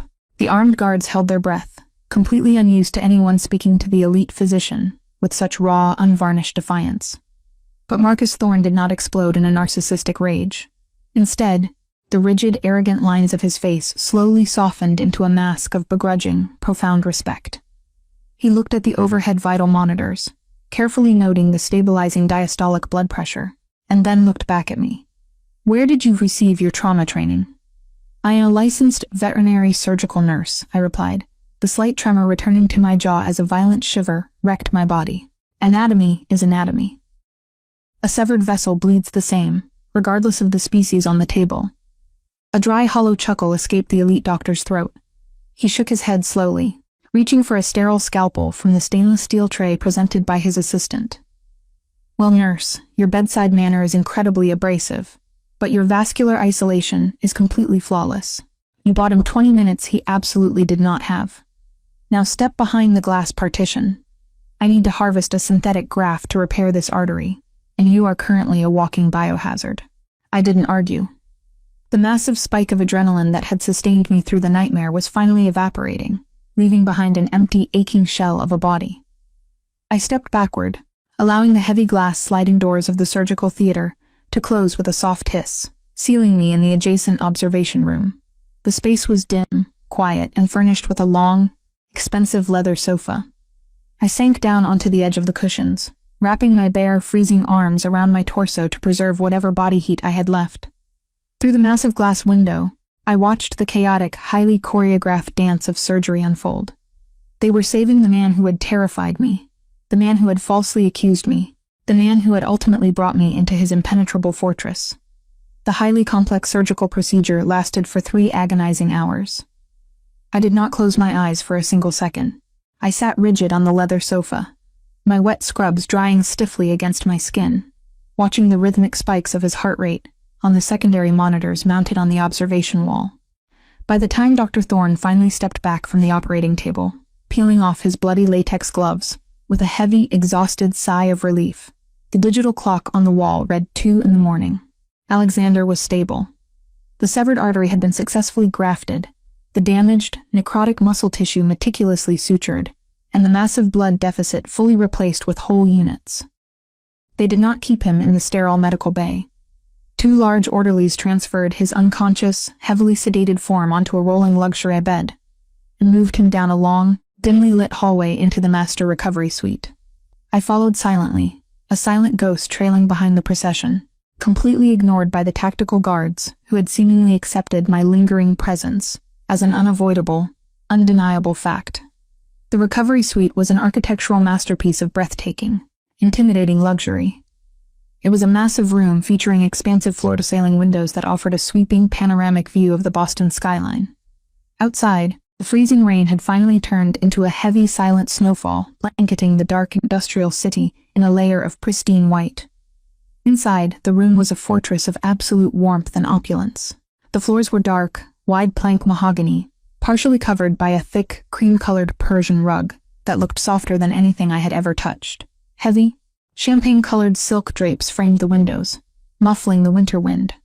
The massive king-sized bed, where they carefully settled Alexander, was dressed in dark charcoal linens that felt like a deliberate, tailored extension of his bespoke suits.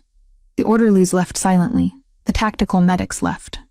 Even Dr. Thorne departed, leaving strict, detailed instructions on the digital chart near the door before retiring to a guest room down the hall. I was suddenly left entirely alone in the cavernous space with the sleeping sovereign of the underworld. I moved slowly toward a bespoke, wingback leather armchair positioned in the corner of the room, near the massive window. I sank into the plush, enveloping upholstery, pulling my knees tightly against my chest. The silence in the master bedroom was not empty. It was heavy, suffocating, and tasted of sharp antiseptic, fading adrenaline, and impending ruin. The absolute destruction of the quiet, invisible life I had fought so desperately to maintain. I stared at the steady, rhythmic rise and fall of Alexander's broad chest under the dark sheets. The high-tech portable monitor beside his bed emitted a soft, continuous, reassuring hum. He looked incredibly peaceful in his medically induced sleep, the harsh, cruel angles of his face softened by the heavy narcotics, the obsidian eyes that had burned with such terrifying paranoia and violence in the alleyway were hidden beneath dark lashes. He didn't look like a lethal monster right now. He looked like a man who had narrowly escaped the absolute abyss, tethered to the mortal coil by a few synthetic stitches and my stubborn refusal to let him die. A soft, almost imperceptible click of the heavy mahogany door opening broke my intense reverie. I flinched violently, my tired muscles tensing instinctively, fully expecting Franco to return with a suppressed weapon to finally tie up the loose ends. Instead, a woman stepped quietly into the room. She was in her late 50s, her dark hair streaked with elegant silver and pulled back into a severe, immaculate bun. She wore a tailored black dress that looked incredibly practical, yet undeniably elegant. She carried a large silver tray in her hands. This was Teresa Rossi, the matriarch of the estate, the woman who kept the domestic heart of the syndicate beating with unyielding loyalty. Teresa did not speak immediately. She moved with a quiet, graceful efficiency, setting the heavy silver tray down on a small marble side table near my chair. The aroma that instantly wafted up from the porcelain bowl hit my starving senses with the force of a physical blow.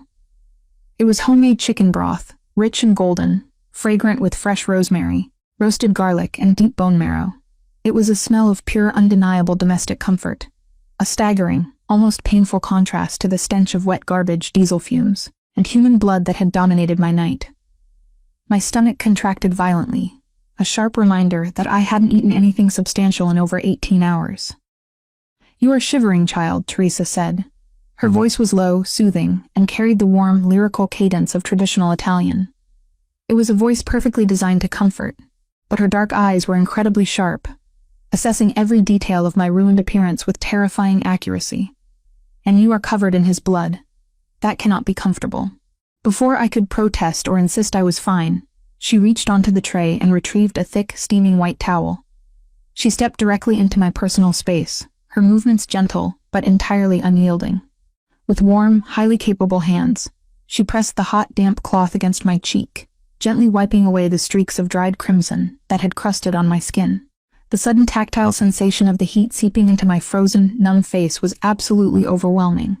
I closed my eyes, a single treacherous tear slipping past my lashes, mixing with the warm water on the towel.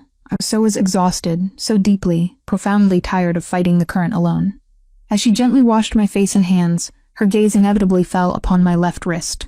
The brutal, crushing grip Alexander had applied in the alleyway had already bloomed into a harsh ring of dark, vivid purple fingerprints against my pale skin.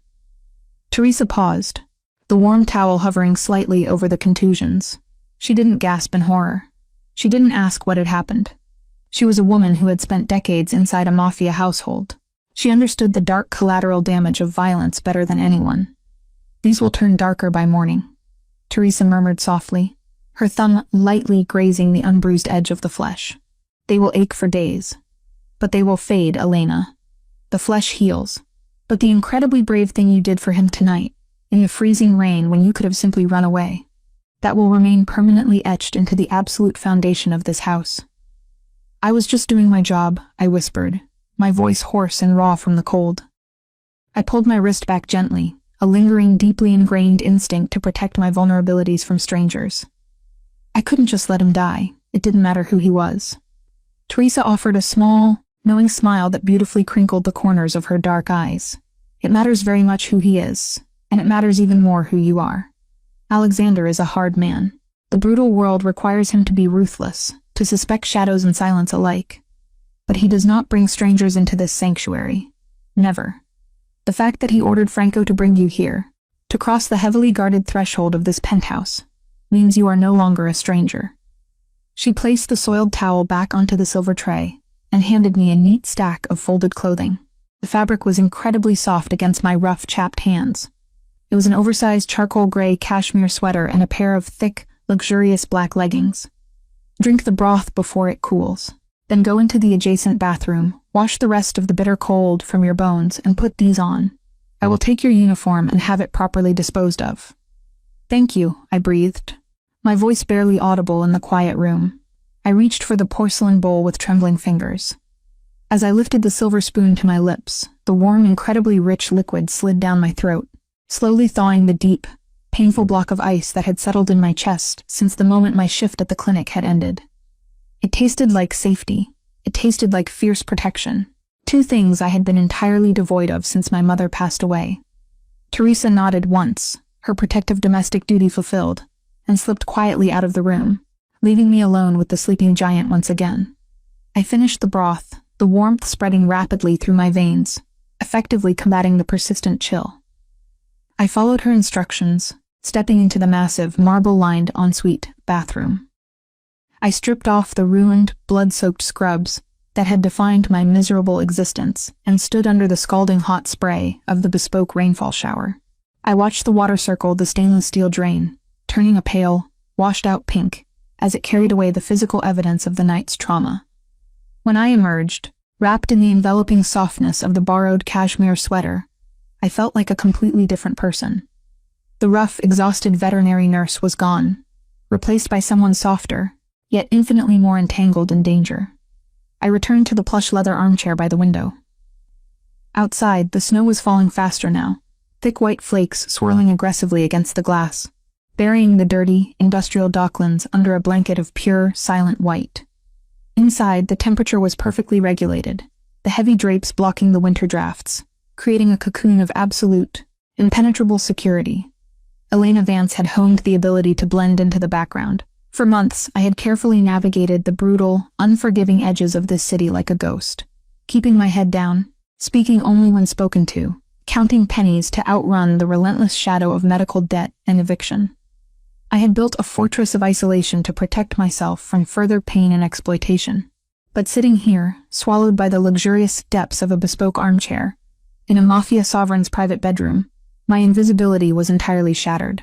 I looked back at the large bed. Alexander's chest rose and fell in a steady, powerful rhythm. His dark hair was slightly messy against the pristine white pillowcase. I had saved his life, using my specialized clinical skills to drag him back from the dark edge of the abyss. In return, he had dragged me out of the freezing rain and placed me safely inside a gilded, impenetrable cage. The quiet debt between us was profound, complicated, and deeply terrifying. I pulled my knees up to my chest, burying my face in the soft cashmere collar that smelled faintly of amber and cedarwood, and settled in to watch over the most dangerous man in Boston until the sun came up. The digital numbers on the high-tech telemetry monitor, beside the massive king-sized bed, glowed with a sterile, unforgiving crimson light. 3 a.m, then 4:30, eventually 6 o'clock. I sat perfectly still in the bespoke leather wingback armchair, my knees pulled firmly to my torso, watching the slow, relentless, agonizing progression of time. Beyond the floor-to-soiling panoramic windows of the Beacon Hill penthouse, the brutal harbor storm had transitioned into a heavy, silent snowfall. The thick white flakes swirled aggressively against the reinforced glass, rapidly burying the dirty, industrial docklands miles away, under a pristine, suffocating blanket of winter. Inside this master recovery suite, however, the temperature was perfectly, immaculately regulated. Heavy champagne-colored silk drapes muffled the howling wind, creating an impenetrable cocoon of absolute security. It was a flawless, gilded cage utterly detached from the freezing, desperate reality I had inhabited just hours ago. I mentally reviewed Dr. Marcus Thorne's post-operative orders. 2 liters of crystalloid fluid over 4 hours. Broad-spectrum cephalosporins administered intravenously, to stave off the massive infection risk posed by the filthy alleyway environment, and an intensive localized nerve block, meticulously calibrated to manage the catastrophic pain of his femoral repair without compromising his cognitive functions. I had spent years meticulously managing these exact protocols for dying animals, mapping out survival rates and fluid deficits. Now, I was applying the exact same grueling calculus to the most dangerous man in the city. The adrenaline that had fueled my frantic, hyper-focused triage in the alleyway had completely evaporated from my bloodstream, leaving behind a hollow, aching void in my chest. My muscles screamed with a dull, persistent lactic burn from kneeling on the vibrating floorboard of the armored SUV, where I had desperately braced my shoulder against the side panel of the leather seat to maintain manual compression on the arterial clamp during our high-speed transit. But despite the bone-deep exhaustion threatening to drag me under, sleep was an absolute impossibility. I was running on fumes, sustained only by the primal, vibrating terror of knowing that Viktor Kozlov's ruthless foot soldiers were still out there in the blinding snow, hunting for the blood trail we had narrowly escaped. My mind raced in a relentless, terrifying loop calculating the catastrophic mathematics of my existence. I stared at the dark mahogany side table, where the gold-embossed card of the Ravellini family rested ominously next to the empty porcelain bowl. I thought about the $60,000 in medical debt from my late mother's pancreatic cancer treatments. A crushing, astronomical sum that dictated every miserable, exhausting hour of my life. I looked around the cavernous, opulent bedroom. The bespoke artwork, the premium Persian rugs, the advanced medical equipment quietly humming in the corner. This single room likely cost more than my mother's entire life insurance policy. the sheer unbridgeable disparity between my agonizing poverty and his absolute, sovereign wealth twisted like a cold, jagged knife in my stomach. I was entirely out of my depth. A subtle, almost imperceptible shift in the ambient noise of the room instantly snapped my clinical focus back to the brutal present. The rhythmic, steady beeping of the portable vital monitor, a constant, reassuring lullaby for the past 3 hours, abruptly altered its cadence. The deep, slow, artificially depressed waveform on the digital screen, indicative of heavy surgical sedation and narcotic painkillers, began to narrow rapidly. The intervals between the sharp red spikes shortened. His heart rate was elevating, climbing steadily from a deep resting 60 beats per minute to a heightened hyper-alert 85. His respiratory rate shifted from slow, mechanical draws to shorter, sharper intakes of air. The complex physiological transition from chemically induced unconsciousness to natural, highly guarded awareness was happening with terrifying speed. He was waking up. I stood up, my bare feet sinking silently into the thick, luxurious pile of the cream-colored rug. My legs felt stiff and uncoordinated in the borrowed black leggings, but the ingrained habits of a veterinary surgical nurse entirely overrode my physical discomfort. I approached the massive bed with quiet, practiced efficiency. The dark charcoal linens were pulled up to his chest, contrasting sharply against the lingering, translucent pallor of his skin. Before he fully woke, I needed to verify the vascular integrity of Dr. Thorne's synthetic graft. A sudden spike in blood pressure could easily blow out the delicate synthetic sutures holding his femoral artery together, causing a catastrophic internal hemorrhage before anyone could even intervene. I moved to the foot of the mattress. Carefully, deliberately, I folded back a small corner of the heavy linen, exposing his right foot. His skin was no longer the terrifying ashen gray of terminal shock. The deep olive undertones of his Italian heritage were slowly returning, flushed slightly with the artificial warmth of the synthetic plasma. I pressed my index and middle fingers gently against the top of his foot, navigating the complex anatomy to locate the dorsalis pedis artery. For a terrifying suspended second, there was nothing but silence beneath my skin. Then a strong, rhythmic thrum pushed against my fingertips. Thump, thump, thump. The pulse was robust, aggressive, and entirely consistent. The microscopic synthetic sutures of the graft were holding perfectly against the massive systolic pressure. He was not going to lose the leg. The fix had worked. I let out a long, silent exhale of profound relief and pulled the linen back into place. As I stepped toward the head of the bed to inspect the intravenous lines delivering his broad-spectrum antibiotics, the atmosphere in the room radically, violently shifted. A large, incredibly warm hand snapped out from beneath the sheets, clamping firmly around my right wrist. I gasped, my heart stuttering wildly against my ribs. I looked down. Alexander Ravellini was entirely awake. There was absolutely no groggy, disoriented fog of anesthesia clouding his features. His eyes were wide open, revealing dark, bottomless pools of pure obsidian. He didn't wake up like a vulnerable patient recovering from major trauma. He woke with the immediate, silent alertness of a man accustomed to sleeping in hostile territory, instantly assessing the tactical layout of a new environment. His sharp gaze darted to the intravenous line taped to his forearm, to the high-tech monitor tracking his vitals, and finally, inevitably, to my face. The crushing, paranoid tension in his grip lasted for exactly 1 second before his cognitive processings caught up with his lethal instincts. He recognized me. The violent, defensive rigidity in his powerful frame slowly dissolved, and he released my wrist immediately. A harsh, ragged grimace pulled at the corner of his pale mouth as the brutal, localized agony of the surgical site flared in his thigh. He masked the pain with a level of stoic, terrifying control that spoke of a lifetime spent hiding vulnerabilities from enemies. "Report," he rasped. His voice was a low, gravelly vibration, completely stripped of its usual smooth, commanding resonance, yet it still carried the undeniable, absolute authority of a sovereign. He wasn't asking a question. He was demanding a precise tactical and medical briefing. I instinctively retreated behind the sterile, emotional armor of my clinical profession. It was the only shield I had left against the magnetic, overwhelming gravity of the man lying in the bed. "Doctor." Marcus Thorne successfully grafted the severed femoral artery using a synthetic vascular. I stated, my tone steady, professional, and entirely devoid of the sheer panic I had felt outside. The localized tissue necrosis was minimal because the surgical hemostat maintained its lock during transit. "I just checked your distal pedal pulse. It is strong and entirely consistent. Your blood pressure has stabilized at 110/70. You are safe, Alexander, provided you remain completely motionless and do not tear the internal sutures. He stared at me in silence. He absorbed the complex medical data without asking for clarification, but his dark, intense focus was entirely divorced from his own physiological survival. He was observing me. He noted the oversized, charcoal gray cashmere sweater swallowing my small frame. He noted the dark, exhausted shadows bruised beneath my eyes, and he noted the slight, involuntary tremor shaking my shoulders. The massive panoramic window behind me radiated a subtle, ambient chill, and the extreme adrenaline crash had left my internal thermostat permanently broken. "You are freezing," he stated quietly. The observation was entirely factual, yet heavily laced with an undeniable undercurrent of displeasure. "I am fine," I deflected quickly, crossing my arms tightly over my chest to suppress the shiver.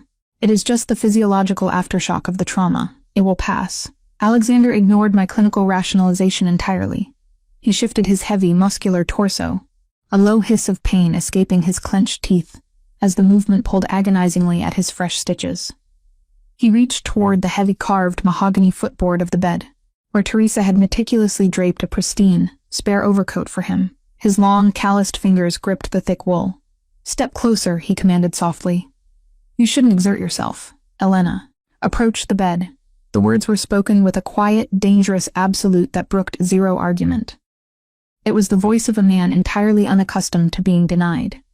I hesitated for a single breath, the primal instinct to maintain a safe, professional distance warring with the magnetic pull of his command. Slowly, I took a step closer to the edge of the mattress. Despite his severe blood loss and the lingering weakness of the heavy narcotics, Alexander pushed himself up slightly on his left elbow. He reached out with his right hand, dragging the heavy dark wool overcoat across the dark linens. With a fluid, deliberate motion that defied his physical trauma, he draped the massive garment directly over my trembling shoulders. He reached up, his knuckles lightly brushing against my collarbone, and pulled the wide lapels together across my chest. The coat was impossibly heavy, a bespoke masterpiece of high-end tailoring woven from the finest wool, and it swallowed me completely. The sensory impact was instantaneous and absolutely devastating.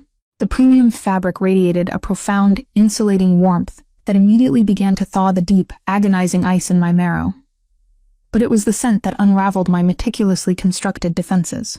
The material was deeply saturated with the intoxicating, hyper-masculine aroma of aged whiskey, dark amber and sharp cedarwood. Being wrapped in his coat felt less like wearing a piece of borrowed clothing, and infinitely more like being enveloped in a physical, impenetrable shield constructed entirely out of his sheer willpower and lethal authority.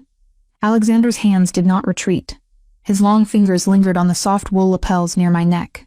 His dark, heavy gaze slowly descended from my face, tracking down the sleeve of the oversized charcoal gray cashmere sweater I wore. The fabric had ridden up slightly when I reached for the coat, exposing my left wrist to the harsh light of the room. The brutal, crushing grip he had applied in the freezing rain had fully bloomed into a horrific constellation of trauma. A vivid, dark purple ring of overlapping fingerprints circled my pale skin like a violent, inescapable shackle. The bruising was stark, ugly, and entirely his doing. The atmosphere in the room instantly plummeted. A dark, terrifying storm gathered in his obsidian eyes. The sovereign protector stared at the physical evidence of his own paranoia, his jaw locking so tightly I could see the muscle ticking furiously near his ear. "I did this," he murmured, his voice dropping to a harsh, self-loathing rasp. His thumb hovered mere millimeters above the dark contusions, desperately radiating heat but strictly refusing to make contact and cause me further pain. "You thought I was a scout for Viktor Kozlov," I replied quietly, my voice surprisingly steady. "I didn't pull my arm away. In your world, extreme paranoia is a necessary survival trait. I understand the mechanics of fear. It is absolutely no excuse," he countered viciously, his dark eyes snapping back up to lock onto mine. The sheer intensity of his gaze was paralyzing. "You reached into the dark and pulled me back from the edge of the abyss. You kept your hands perfectly steady when my own tactical soldiers would have panicked. You refused to let me die even when I gave you every reason to walk away." He shifted his grip, his large hand moving up to gently cup the side of my face. The warmth of his palm against my cold cheek was an electric shock that short-circuited my entire nervous system. You are under my absolute protection now, Elena, Alexander vowed, every syllable dripping with a heavy, irrevocable finality. Indefinitely. Whatever medical debts are crushing you, whatever landlord is threatening your shelter, it ends today. The ledger is wiped clean. No one will ever lay a hostile hand on you again. Not the debt collectors, not Viktor Kozlov, and certainly not me. For 6 months, you have meticulously learned how to vanish into the shadows. You will never have to be invisible again. The emotional weight of the promise was staggering. It was the ultimate extreme safety fantasy manifested into reality. For a woman who had spent years carrying the suffocating, relentless weight of the world entirely alone, the offer to lay down my heavy armor was profoundly intoxicating. A treacherous wave of absolute relief washed over me, a desperate desire to simply close my eyes and let this terrifying, powerful man shield me from the brutal mechanics of the city. But as I stood there, wrapped in the overwhelming warmth of his overcoat, my gaze drifted past his broad shoulder to the telemetry monitor. The glowing red digital numbers stared back at me with cold, unforgiving reality. 6:45. The beautiful, dangerous spell shattered instantly. The crushing machinery of my actual life roared back to the surface, demanding its due. I took a slow, deliberate step backward, forcing his hand to drop away from my cheek. I clutched the lapels of his coat securely to my front, feeling entirely exposed despite the heavy fabric. I have to leave. Alexander's eyes narrowed instantly. The soft, vulnerable gratitude completely vanished, instantly replaced by the rigid, possessive tension of a mafia don who had just been denied. Excuse me? It is 6:45, I explained rapidly, my analytical mind automatically calculating subway transit times and walking distances from Beacon Hill to the industrial sector. My morning shift at the South Boston Veterinary Clinic begins exactly at 8 o'clock. If I am late, the clinic manager will write a formal reprimand. If I do not show up at all, my employment will be immediately terminated. You do not need that job, he stated flatly, his tone laced with cold, absolute authority. He looked at me as if I had completely lost my mind. I just told you your financial burdens are entirely erased.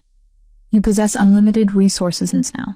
You are staying right here, behind secure reinforced steel doors, where Viktor Kozlov's men cannot possibly reach you. I am not a hostage, Alexander. I fired back, my spine stiffening defensively. The professional pride that had kept me alive for the past 6 months flared hot and bright in my chest. And this is not merely about a paycheck.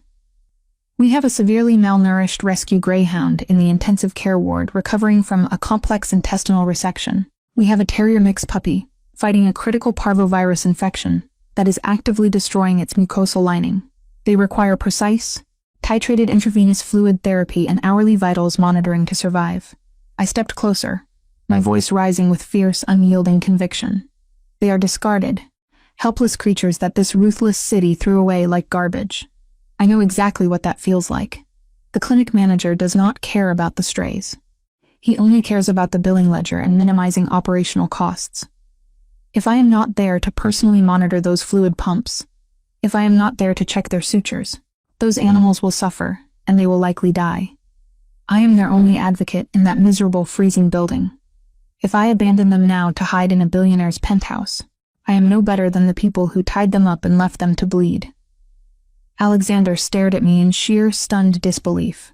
He was a sovereign leader who commanded hundreds of highly trained, lethal soldiers. He had just offered a broke, exhausted woman the keys to an untouchable empire, and she was fiercely defying him so she could return to an unsanitary clinic to adjust a saline drip for a dying puppy. Kozlov's tactical teams are currently sweeping the docklands, Alexander growled, his voice vibrating with barely contained, possessive frustration. They are aggressively looking for the man who bled out in that alleyway. If they retrace my steps, if they review the security footage of the surrounding industrial blocks, and see you walking out of that alley, minutes after my extraction team left, then I will keep my head down and remain perfectly invisible. Exactly as I always do, I interrupted, my tone uncompromising.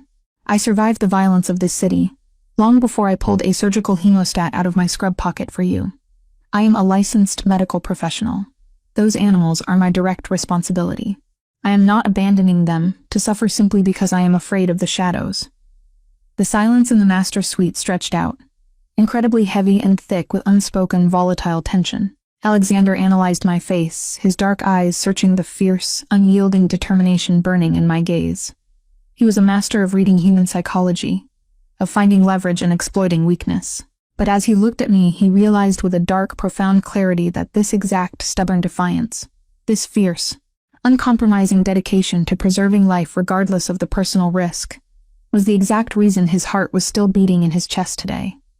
If he forced me to stay, if he used his immense power to lock me inside this luxurious, gilded cage against my will, he would destroy the very essence of the woman he was so desperately trying to protect.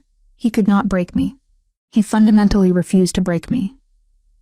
Alexander released a harsh, exhausted breath that shuddered slightly with the physical strain of his injuries. He reached over to the marble bedside table and pressed a sleek silver intercom button. Less than 5 seconds later, the heavy mahogany door swung open without a sound. Franco Moretti stepped into the room. His dark tactical suit was immaculate, his dead, shark-like eyes sweeping the perimeter for threats in a fraction of a second, before resting respectfully on his boss. "Boss," Franco said, his voice entirely devoid of human inflection. "Miss Vance is returning to her clinical shift this morning," Alexander ordered. His tone had shifted entirely, dropping the intimate vulnerability, and adopting the ruthless, freezing cadence of an underworld king giving a combat directive. Franco blinked once, a remarkably rare display of surprise for the seasoned killer. "Sir, with all due respect, the Docklands are highly volatile this morning. Kozlov scouts are aggressively active in the 5th Ward, searching for evidence of your location." "I am acutely aware of the tactical situation, Franco," Alexander snapped, the lethal, razor-sharp edge in his voice cutting through the ambient warmth of the room, like a physical blade. He turned his head slightly on the pillows, locking his dark, unforgiving eyes onto his head of security. "You will immediately assemble a shadow detail. You will personally escort her to the clinic. You will secure the perimeter of the building, the adjacent alleys, and the entire street facing the public entrance." Franco stiffened, recognizing the absolute, uncompromising weight of the incoming directive. "You will remain completely invisible to her civilian colleagues," Alexander continued, his voice dropping an octave, radiating sheer, terrifying possessiveness. "But you will not let her out of your sight for a single solitary second. If Viktor Kozlov's men approach within a 1-mile radius of that clinic, you eliminate them. Quietly, forever. If a single hair on her head is harmed today, if she receives so much as a paper cut while under your watch, I will hold you personally, physically responsible. Do we have an absolute understanding?" "Absolute, sir," Franco replied immediately, bowing his head in strict submission to the sovereign command. Alexander turned his heavy gaze back to me. I stood near the massive window, entirely enveloped in his dark overcoat, my clinical pride holding my spine rigidly straight despite the sheer, overwhelming terror of the underworld crashing down around my reality. Sending a highly lethal tactical strike team to babysit a veterinary nurse was absolute madness, but it was the only compromise the mafia boss would accept. "Go do your job, Nurse Vance," Alexander murmured. The dangerous, freezing edge in his voice softened imperceptibly into something intensely intimate and heavy with undeniable promise. "And when your shift is over, Franco will bring you home." The word home hung suspended in the quiet, amber-scented warmth of the penthouse. It was a terrifying, beautiful anchor that officially, irreversibly severed me from the invisible, lonely, desperately isolated life I used to know. 10 minutes later, I was descending through the exclusive private levels of the Beacon Hill high-rise in a soundproof elevator. Franco stood silently to my left, a towering monument of disciplined violence. My borrowed clothes were comfortable, but the thick winter garment remained my actual shield. The elevator chimed softly, opening into the cavernous, climate-controlled subterranean garage. An armored black SUV idling with a low, menacing purr awaited us. As Franco opened the heavy, reinforced steel door for me, the blast of icy wind from the descending garage ramp hit my face, smelling of exhaust and freezing harbor salt. The brutal reality of South Boston was waiting. I climbed into the heated leather seats, clutching the wide wool lapels tightly to my chest. I was walking back into the gritty Docklands, back to the grueling labor and the tyrannical manager, but I was no longer an unprotected stray, simply trying to survive the winter.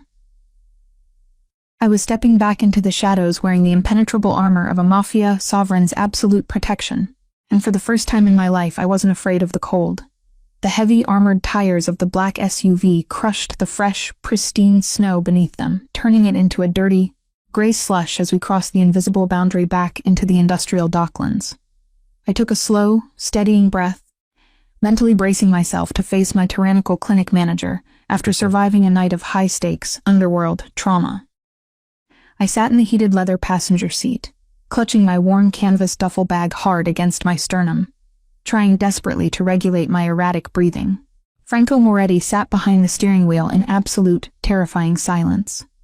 He navigated the treacherous, ice-slicked streets with the cold, mechanical precision of a seasoned predator, his dead, flat eyes continuously scanning the mirrors and the surrounding shadows for any sign of Kozlov's scouts.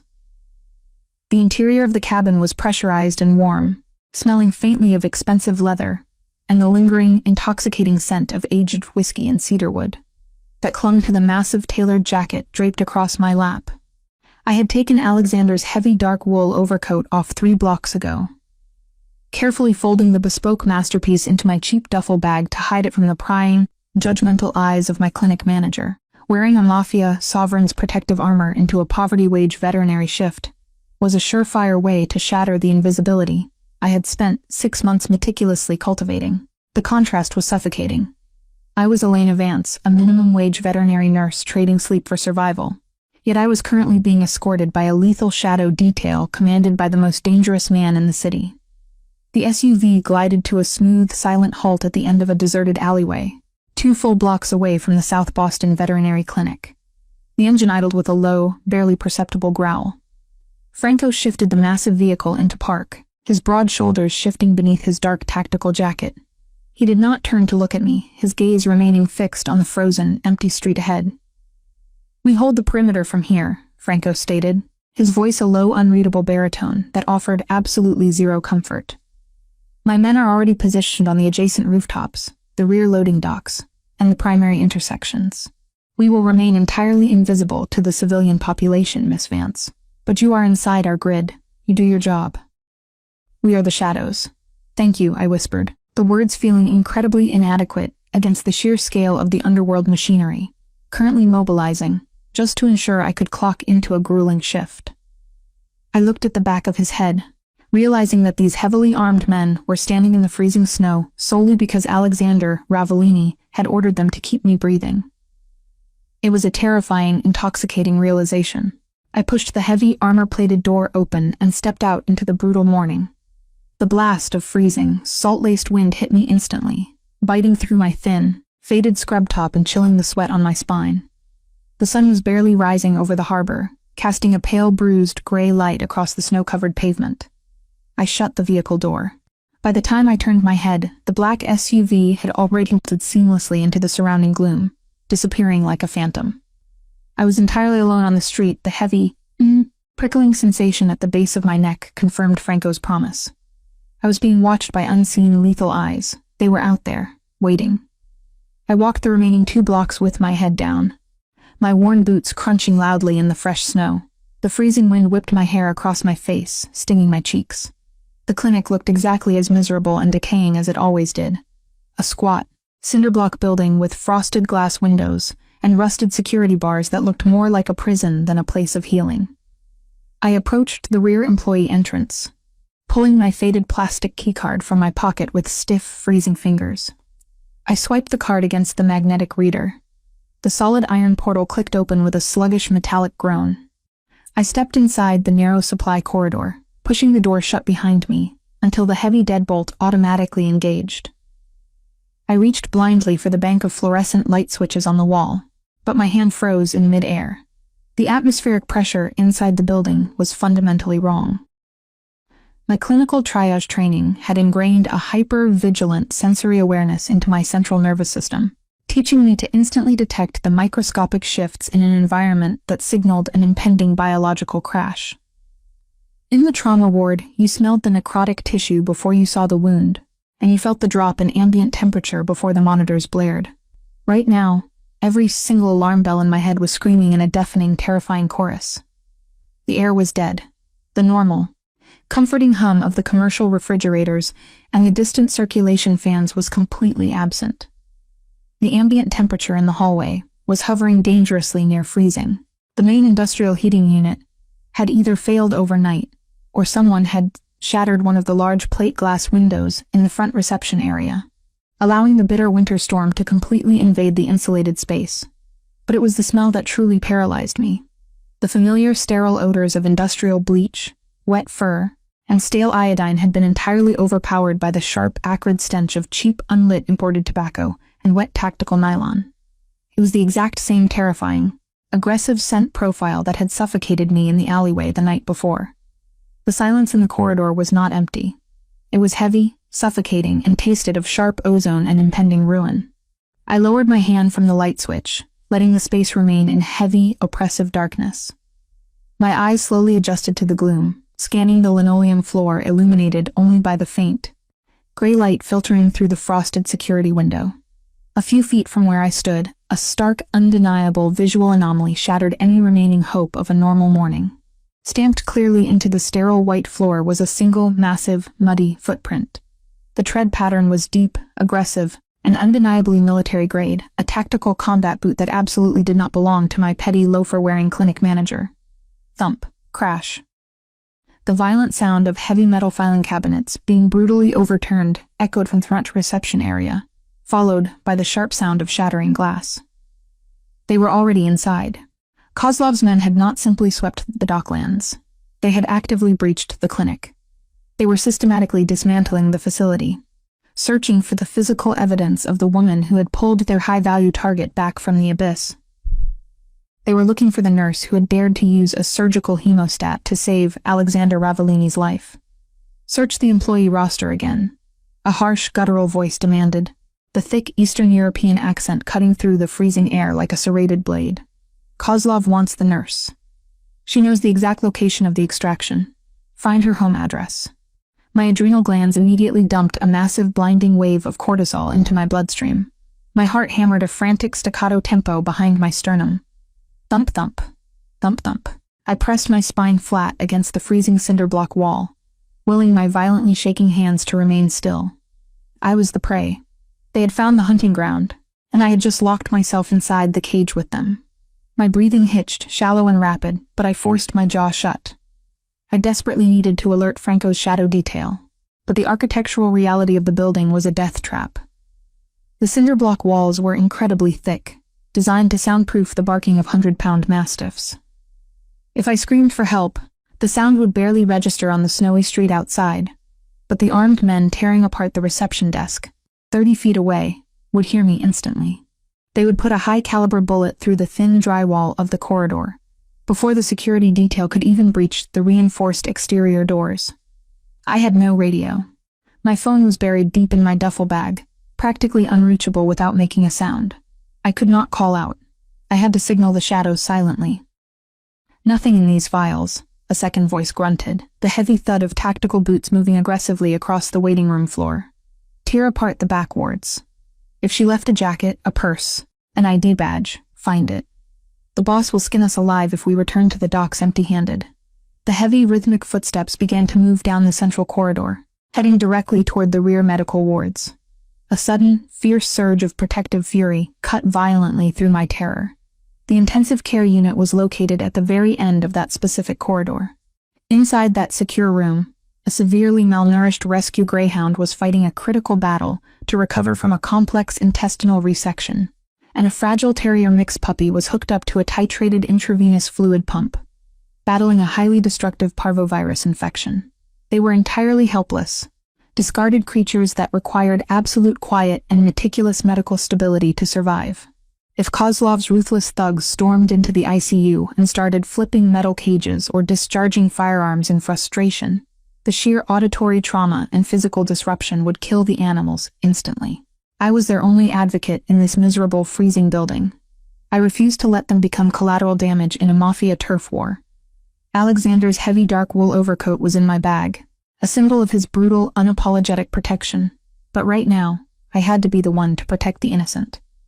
I pushed away from the wall and moved with frantic, silent urgency, my rubber-soled nursing shoes gliding soundlessly over the linoleum. I slipped through the open doorway of the primary pharmacy prep room, a narrow, windowless space situated directly between the approaching intruders and the ICU. I carefully pulled the thin wooden door mostly shut, leaving only a microscopic crack to monitor the hallway. The door offered absolutely zero ballistic protection. It would splinter into 1,000 lethal fragments if they simply kicked it. I needed a distress signal that was visually or chemically undeniable. Something that would violently breach the exterior envelope of the clinic to alert Franco without giving away my exact, localized position inside the building. I spun around in the dark, my eyes scanning the high stainless steel shelving units lining the walls. My brain completely abandoned the paralyzing grip of fear, shifting seamlessly into the hyper-competent, analytical overdrive of a licensed clinical professional.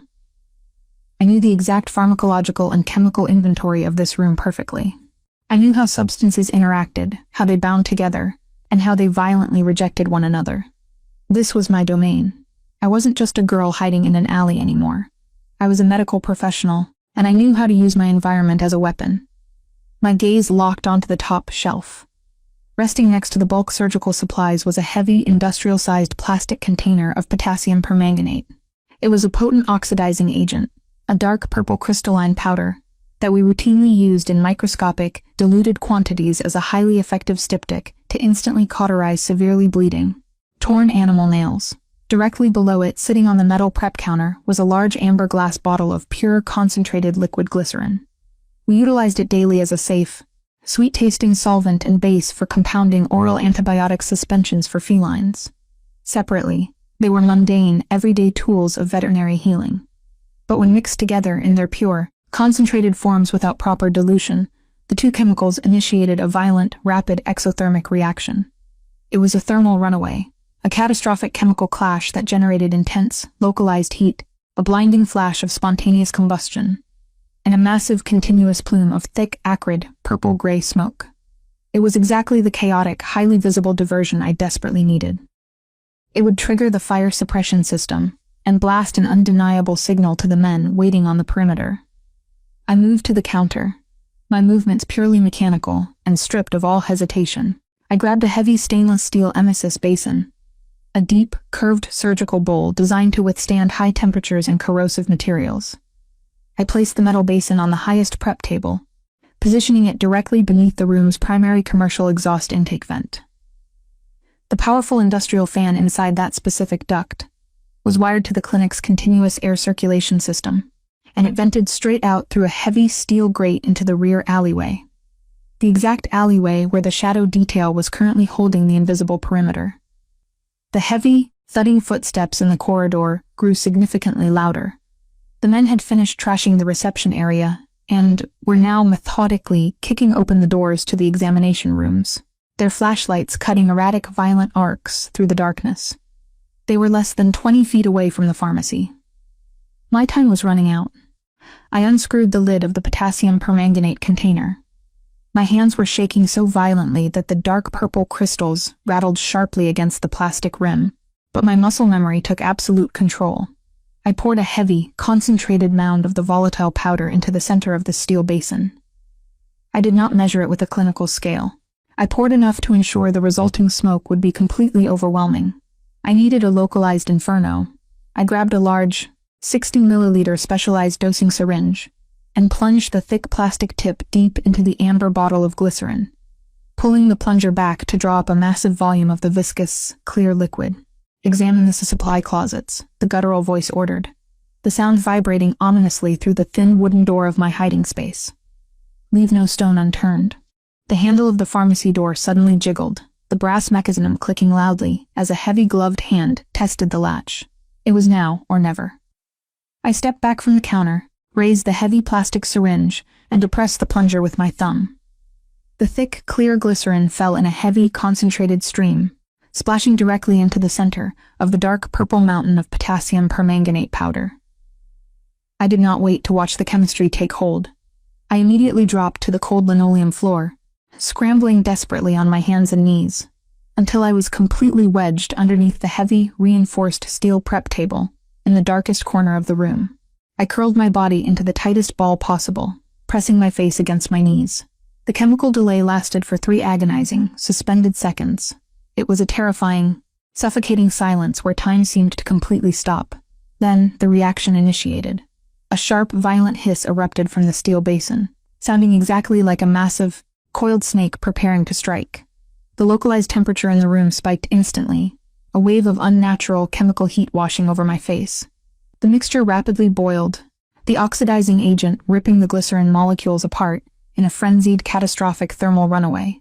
With a blinding, brilliant flare of white-hot combustion, the mixture spontaneously ignited.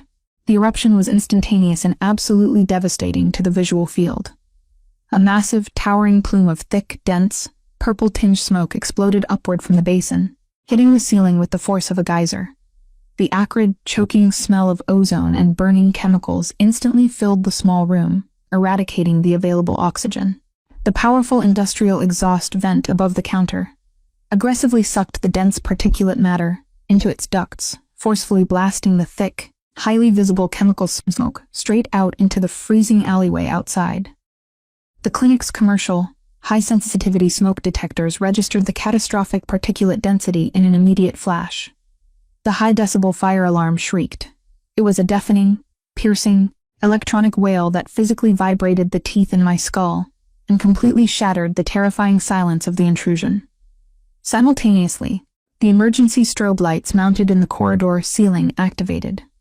Brilliant, blinding flashes of harsh white light began to pulse frantically through the heavy smoke, turning the entire clinic into a disorienting, chaotic, strobe-lit nightmare.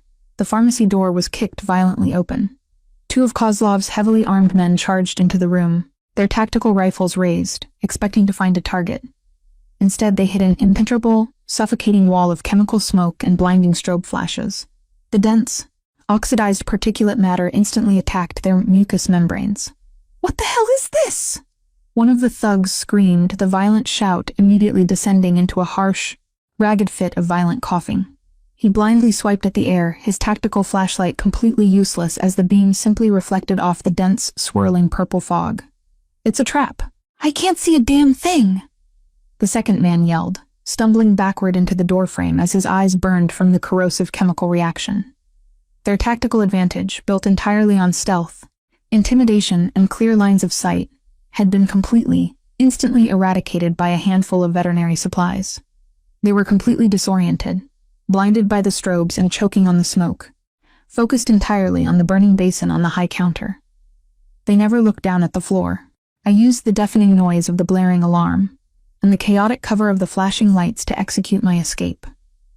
I stayed perfectly flat against the freezing linoleum, pulling myself forward on my elbows and knees, sliding quietly out from beneath the steel table. But the physical toll of my own trap hit me like a physical blow. The dense chemical smoke seeped under the table, rapidly filling my lungs with microscopic, burning particulates.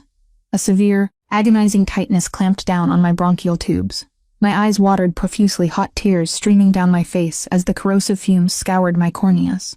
A deep, violent urge to cough clawed at the back of my throat, a desperate biological demand for oxygen. I clamped my hand forcefully over my own mouth, biting down hard on my lower lip until I tasted the sharp tang of copper. I swallowed the cough. I swallowed the burning agony. I held my breath until black spots danced in the corners of my vision, navigating the layout of my clinic purely by ingrained, repetitive memory. Every inch I crawled was a battle against my own suffocating body. I slipped out into the strobe-lit corridor, my lungs screaming for release, turning sharply away from the front reception area. I scrambled toward the reinforced security barrier of the intensive care unit. My vision was swimming, the harsh white strobes flashing through the toxic purple fog like lightning in a dying world. I reached up, grabbing the heavy metal handle, and threw my remaining body weight against the door. I slipped inside the dark, insulated sanctuary of the ICU and slammed the door shut behind me, immediately engaging the heavy commercial-grade deadbolt lock. Click. The thick, soundproofed walls of the intensive care ward instantly muffled the deafening shriek of the fire alarm outside. The air in here was still clean, heavily filtered and sterile. I collapsed onto the floor, pulling my knees to my chest, and finally let the suppressed cough rip through my chest. It was a harsh, wet, painful sound that tore at my throat, but I was breathing. I dragged massive, greedy gasps of clean oxygen into my burning lungs, my entire body trembling from the massive adrenaline dump and the sheer physical exhaustion of oxygen deprivation. The room was dark, illuminated only by the soft, blinking green lights of the intravenous fluid pumps.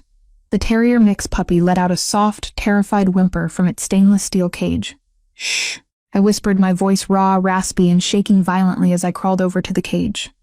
I pressed my hand gently against the cool metal bars to offer silent comfort. It is going to be okay, I promise. I sat on the cold floor in the dark, my heart hammering a frantic rhythm, my lungs still burning with a dull, persistent ache from the chemical smoke. I had successfully triggered the silent alarm. The thick, unnatural purple smoke pouring out of the exterior ventilation grate was an undeniable, highly visible distress flare that Franco's shadow detail could not possibly miss. It was a beacon, a cry for help that did not require a single spoken word. Now there was nothing left to do but wait. The invisible shield of absolute protection that Alexander Ravellini had promised me was about to materialize. I leaned my head against the cold metal cage, closing my stinging eyes. I knew with terrifying certainty that the violent, explosive breach of the shadow detail was only seconds away, and they would leave nothing of Kozlov's men behind but blood on the linoleum. The mafia boss who had accused me of being a thief had turned into my absolute savior, and the men who had come to hunt me were about to understand exactly what happened when you trespassed on Alexander Ravellini's territory. The intensive care unit was sterile, windowless, a concrete vault disconnected from the brutal reality of the city outside. But right now, it felt like the only safe harbor in a world completely consumed by violence. I sat on the cold, hard linoleum floor. My knees were pulled close to my body. I was surrounded by the soft, rhythmic hum of the life support machinery. The blinking green lights of the intravenous infusion pumps cast long, distorted, ghostly shadows across the stainless steel cages. Inside those metal enclosures, the fragile lives I had sworn to protect were blissfully unaware of the mafia war raging just beyond the thick locked exit. I reached out with a trembling hand, pressing my fingertips against the icy metal of the nearest latch to ground myself. The severely malnourished rescue greyhound slept peacefully under the heavy sedation of its intestinal resection recovery. Its chest rose and fell in shallow, measured increments. The terrier mix puppy had finally stopped whimpering, settling into the warmth of the heated blankets I had arranged earlier. These animals had been discarded by the city, left to die in the freezing docklands, and I refused to let Kozlov's thugs turn this sanctuary into a slaughterhouse. I closed my stinging eyes.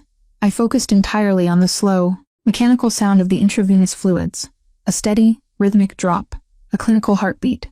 It was a desperate psychological anchor to ground my violently spiraling panic.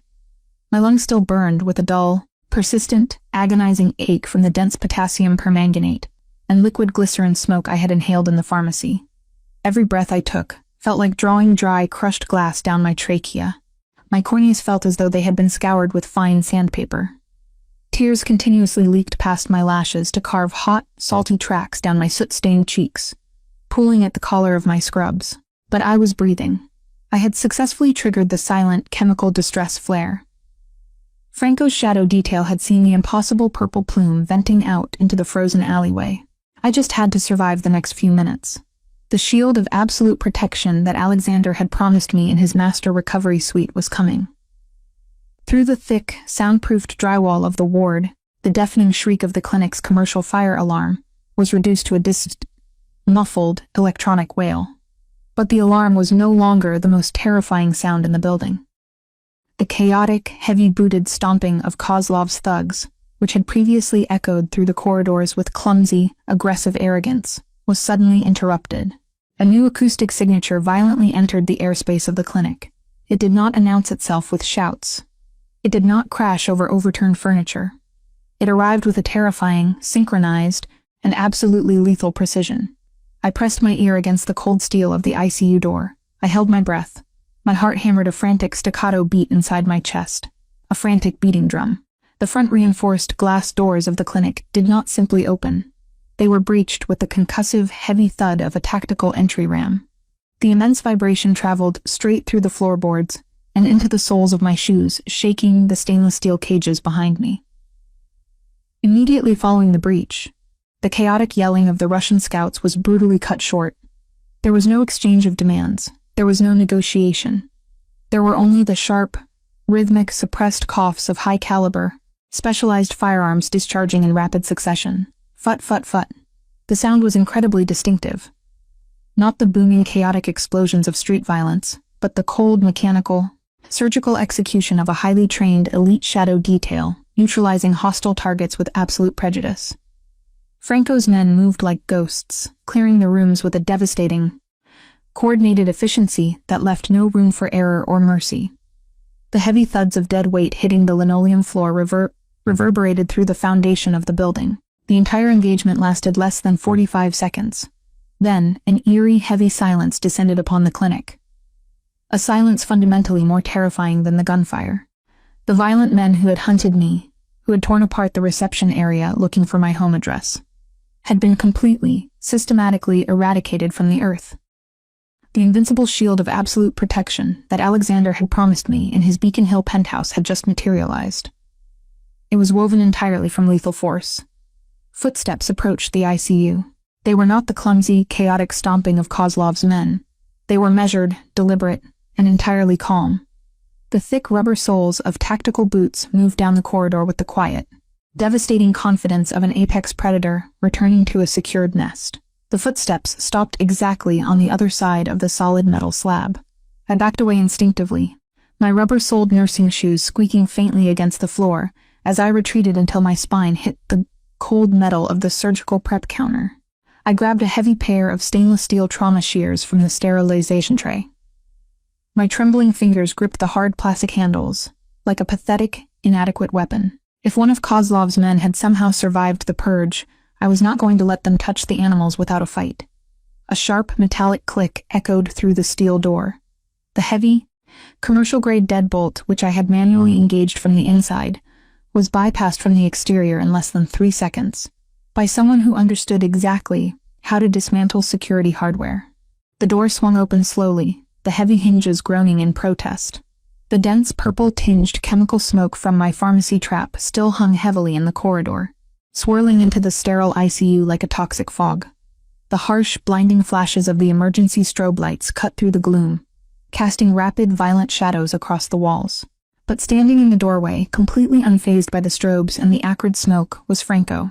His dark tactical suit was immaculate, devoid of a single speck of dust or blood. The heavy scent of cordite drifted off his Kevlar vest, intermingling with the bitter chemical odor of my distraction. His suppressed weapon was already lowered, resting casually against his thigh in a posture of absolute, unbothered control.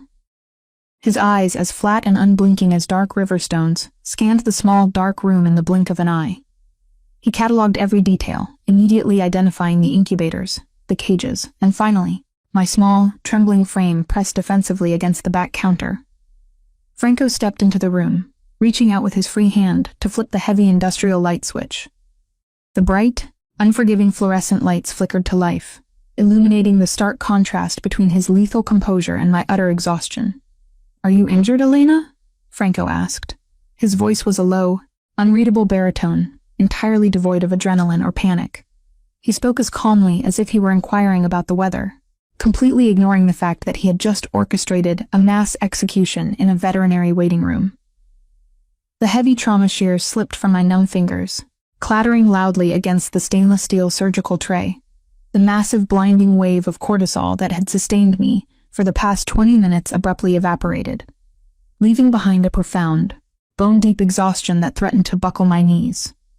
I sagged against the counter, suddenly feeling every single hour of the exhausting, punishing shift I had worked before all of this began. "No," I rasped. My voice was incredibly hoarse, a harsh, wet cough immediately following the word as my lungs protested the residual smoke. I covered my mouth, forcing myself to swallow the pain. "I am not hurt, just the smoke." Franco's flat gaze flicked toward the ventilation grate, then back to my face. A microscopic, almost imperceptible shift occurred in his stoic expression, a fleeting, silent acknowledgement of tactical respect. Potassium permanganate and liquid glycerin mixed in a stainless steel emesis basin. An exothermic reaction utilized to trigger the particulate sensors of the commercial fire suppression system and vent a highly visible distress signal directly into our perimeter. It was an exceptionally intelligent maneuver. You blinded them and summoned us without making a single sound. "I had to protect the animals," I whispered defensively, gesturing weakly toward the cages. "They would have killed them just to make noise." "You protected yourself," Franco corrected smoothly, his tone leaving absolutely no room for debate. and by doing so, you saved my entire detail the severe, violent consequences of failing our sovereign. He turned slightly, motioning toward the open doorway with a subtle tilt of his head. The perimeter is entirely secure. The hostiles have been permanently neutralized. We need to evacuate this facility immediately. The local authorities will respond to the fire alarm within 4 minutes, and we will not be here when they arrive. I pushed myself away from the counter. My legs felt like they were constructed of heavy, uncoordinated lead. I moved toward the doorway, but I hesitated as I looked back at the cages. The greyhound, the puppy. The realization of what a sudden evacuation meant for these fragile, dependent lives hit me with a fresh wave of panic. I cannot just leave them, I protested, my clinical duty fiercely overriding my exhaustion. The greyhound is on a highly titrated fluid line. The parvovirus puppy will crash if its thermal regulation is interrupted. If the police and the fire department storm this building, they will shut down the power. The animals will die. Franco stopped. He looked at me, his expression hardening into a mask of pure, unyielding protocol. My directive was to secure your life, Elena. I do not have a tactical mandate to transport stray dogs in armored vehicles.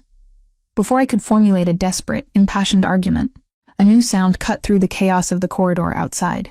It was the heavy, rhythmic, unmistakable thud of a cane striking the linoleum floor, accompanied by the slow, deliberate footsteps of a man who commanded the very air around him.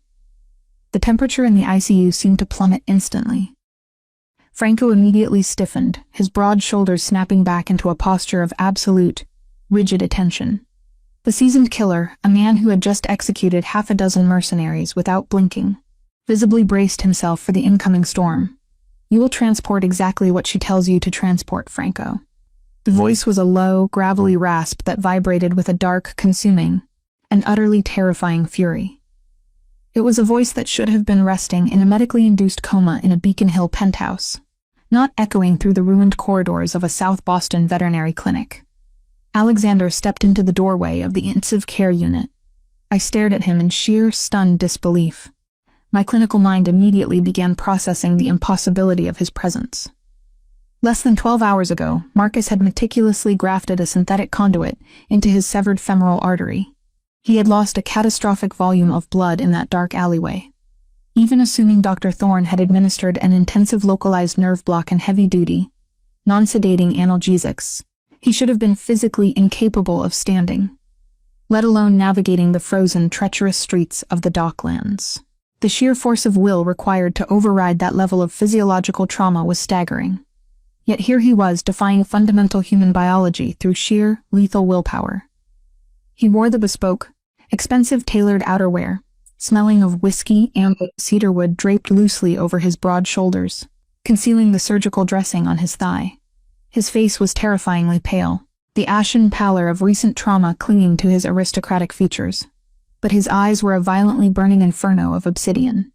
He leaned heavily on a polished mahogany cane with a silver handle, his knuckles completely white from the excruciating, localized agony of bearing weight on his reconstructed leg. But despite his severe physical vulnerability, the aura of absolute, sovereign command he radiated was so overwhelming, it practically sucked the oxygen from the small room. He did not look at the medical cages. He did not look at his loyal guard. His dark, furious gaze locked entirely onto me. Alexander absorbed the sight of my soot-stained face, my violently trembling shoulders, and the harsh, raspy sound of my breathing as I suppressed another cough. His jaw locked under the pressure of a silent, focused fury. His possessive territoriality, which had been slowly simmering since the moment I used a surgical hemostat to save his life in the alley, finally breached the surface in a spectacular, terrifying display of raw emotion. "I gave you absolute protection," Alexander murmured. His voice was dangerously quiet, slicing through the ambient noise of the clinic like a razor blade. He took a slow, agonizing step into the room, closing the distance between us. "I explicitly commanded that no hostile force would ever reach you. And yet, I wake up to a secure comms report that Kozlov's men have breached your perimeter." "It was not Franco's fault," I interjected rapidly. My voice was trembling but desperate to prevent Alexander from turning his wrath onto the security detail. The men breached the front reception area before the shadow team could establish a full lockdown. I used the chemicals to signal them. Franco executed the response perfectly. I do not care about the tactical logistics. Alexander ground out, stopping mere inches from me. The sheer, radiating heat of his feverish body, mingled with the intoxicating scent of amber and cedarwood, enveloped me completely. I care that you were forced to crawl on a freezing floor, inhaling toxic chemicals, because the world dared to threaten what belongs under my protection. He reached out, his large, warm hand cupping the side of my face with a surprising, desperate gentleness that was completely at odds with the violent carnage outside. His thumb lightly brushed away a streak of dark soot from my cheekbone. The tactile sensation of his rough, calloused skin against my cold flesh sent a violent jolt of electricity straight through my exhausted nervous system, instantly reawakening the deep, romantic tension that had been slowly building between us since we shared the back of his armored SUV. "You are never stepping foot in this miserable building again, Elena," he vowed, every syllable dripping with a heavy, irrevocable finality. Alexander the Animals. He cut me off, not with a word, but by shifting his intense, dark gaze to Franco. The command in his eyes was absolute. "Mobilize a secondary transport unit immediately," Alexander ordered his head of security. "Disconnect those incubators.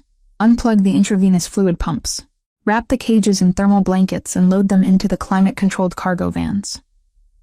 You will transfer every single biological asset she deems necessary directly to the secure, heated equestrian stables at the estate. Have Marcus secure the highest-grade medical equipment available by noon." Franco did not hesitate for a fraction of a second. "Yes, boss." The guard turned on his heel and immediately began barking orders into his tactical radio, organizing the logistical extraction of a dozen stray dogs and cats, with the exact same lethal efficiency he used for underworld assassinations. I stared up at Alexander, my mouth slightly open in profound shock. I had expected him to drag me away. I had expected him to demand my compliance and disregard the clinic entirely.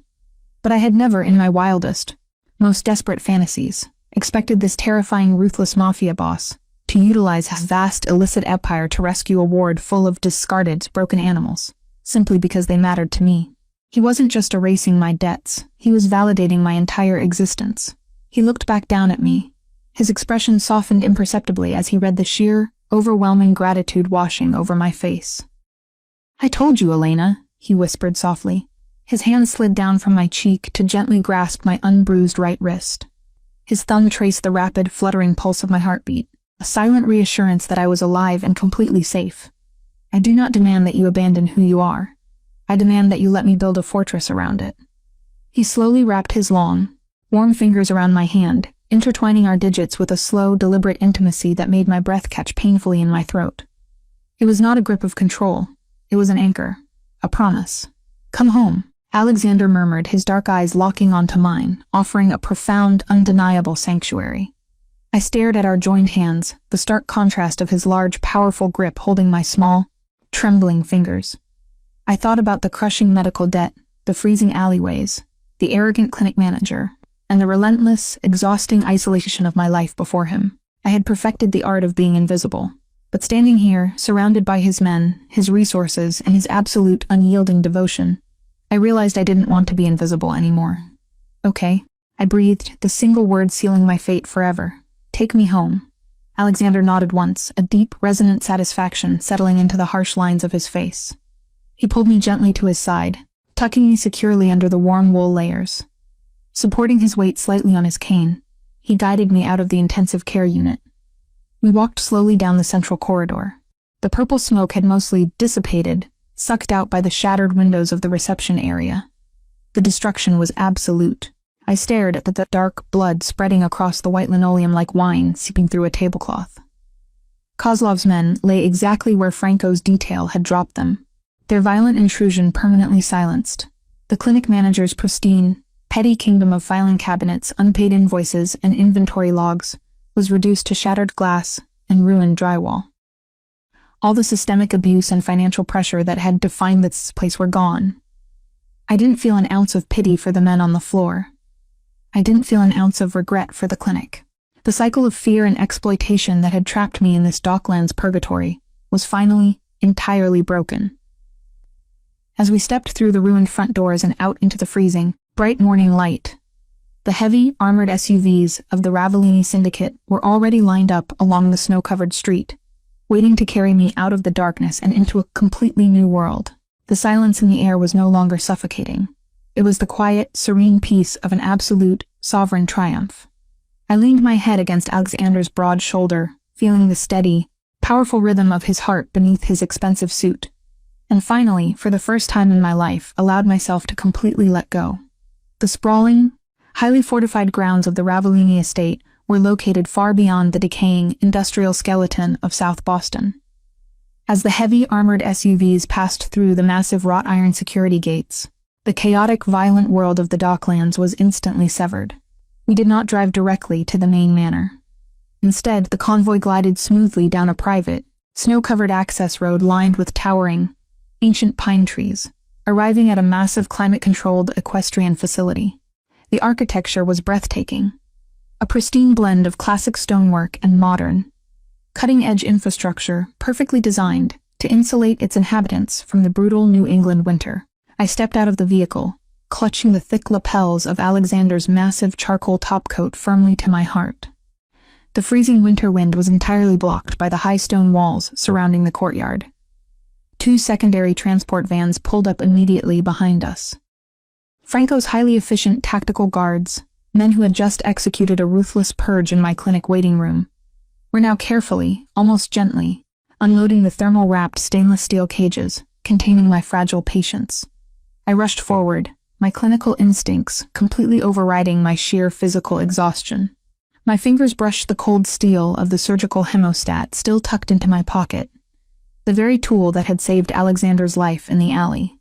I pushed through the heavy wooden double doors of the stables and stopped dead in my tracks. Dr. Marcus Thorne had not simply procured basic medical supplies. Utilizing the limitless, terrifying wealth of the Ravellini Syndicate, he had transformed an entire wing of the pristine equestrian stalls into a fully functional, temporary veterinary trauma center in less than 2 hours. The floors were immaculate, heated polished concrete. Row upon row of advanced, digital intravenous fluid pumps stood ready beside custom-built, climate-controlled oxygen incubators. The harsh, flickering fluorescent lights of my old clinic were replaced by soft, full-spectrum surgical illumination.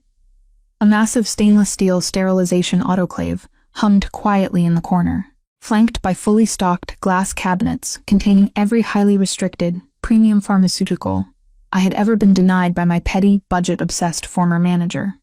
I directed the tactical guards with rapid, precise clinical commands, completely forgetting that I was speaking to lethal underworld enforcers.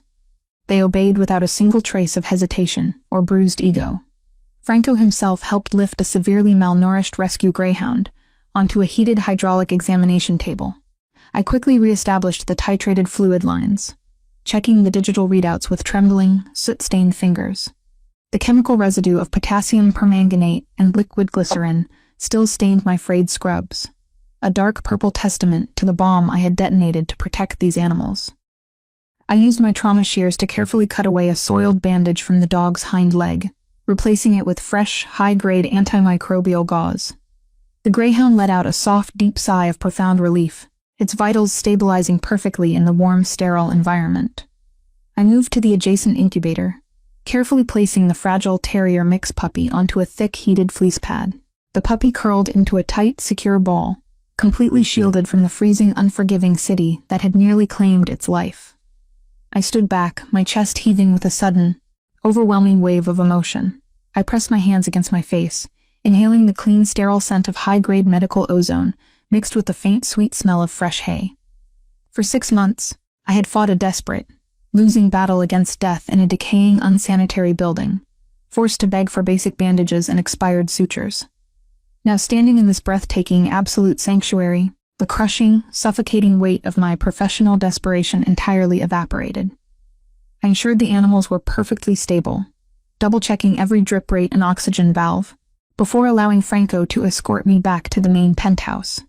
The transition from the stables to the Beacon Hill penthouse felt like stepping onto another planet. After a long, scalding rainfall shower that finally washed the freezing dockland grime and dried blood from my skin, I stepped into the bedroom Teresa had prepared for me. Left on the edge of the massive, silk-sheeted bed was a charcoal gray cashmere sweater, unbelievably soft alongside thick woolen leggings. I pulled them on, the luxurious fabric settling over my battered body like a protective embrace. Draped elegantly over the back of a nearby vanity chair was a crimson silk scarf, a quiet, breathtaking gift to replace the cheap cotton I had ruined binding Alexander's leg. I tied it loosely around my neck, hiding the darkest of the bruises Kozlov's men had left on my collarbone. When I walked out into the main suite, the high-tech espresso machine in the penthouse kitchen hissed and steamed as Teresa pressed down the portafilter with practiced efficiency. 2 weeks before Thanksgiving, the Boston Docklands were less of a commercial harbor and more of a combat zone wrapped in black ice. But inside this immaculate, champagne-draped fortress, the violence felt entirely abstract. The rich, dark aroma of roasted espresso beans and steamed milk drifted into the expansive living room, offering a profound, domestic contrast to the toxic, burning chemical smoke that still haunted the back of my throat. Teresa walked into the suite, carrying a delicate porcelain cup and saucer, and handed it to me with a warm, maternal smile that demanded absolutely no explanation. I wrapped my trembling fingers around the ceramic, letting the intense heat seep into my chilled skin. Despite the grueling, 3-hour synthetic graft surgery he had endured, Alexander absolutely refused to remain confined to the master recovery bed. Dr. Marcus Thorne had argued vehemently, his sharp, aristocratic voice echoing through the vaulted hallways, citing the catastrophic risks of tearing the delicate internal sutures. But the elite physician's medical authority instantly shattered against the immovable, terrifying willpower of the mafia sovereign. Alexander sat rigidly in a heavy, bespoke leather armchair near the panoramic windows, his injured right leg elevated perfectly straight on a matching ottoman. The thick winter wrap was discarded, revealing a crisp, tailored black dress shirt, with the sleeves rolled up, exposing the dark, intricate ink of syndicate tattoos winding up his powerful forearms. He leaned heavily on his polished mahogany cane with a silver handle, his knuckles completely white from the excruciating, localized agony of fighting his own failing biology. His face was pale, his jaw clenched tight enough to grind bone, but his dark, obsidian eyes were as sharp and predatory as ever. Franco stood at the center of the room, delivering a grim tactical briefing. The clinic was entirely secured, and the bodies of the Russian scouts had been discreetly removed, leaving no forensic footprint for the local authorities. However, the overarching strategic problem remained entirely unsolved. Viktor Kozlov had gone completely underground. Recognizing that his initial assassination attempt in the alleyway had failed, the rival syndicate leader had retreated into a vast, shifting network of hidden safe houses. Kozlov was heavily fortified, surrounded by his inner circle and preparing to either flee the city or launch a desperate, all-out counterattack. Franco's intelligence network was operating at maximum capacity, but they had absolutely no definitive lead on Kozlov's exact geographic coordinates. I sat quietly on the edge of the plush leather sofa, blowing softly on the surface of my hot chamomile tea. I listened to Franco list the dead men from the clinic, noting that Kozlov's primary lieutenant, a ruthless enforcer named Yuri, had miraculously escaped the initial alleyway ambush the night before, and was currently commanding Kozlov's personal security detail.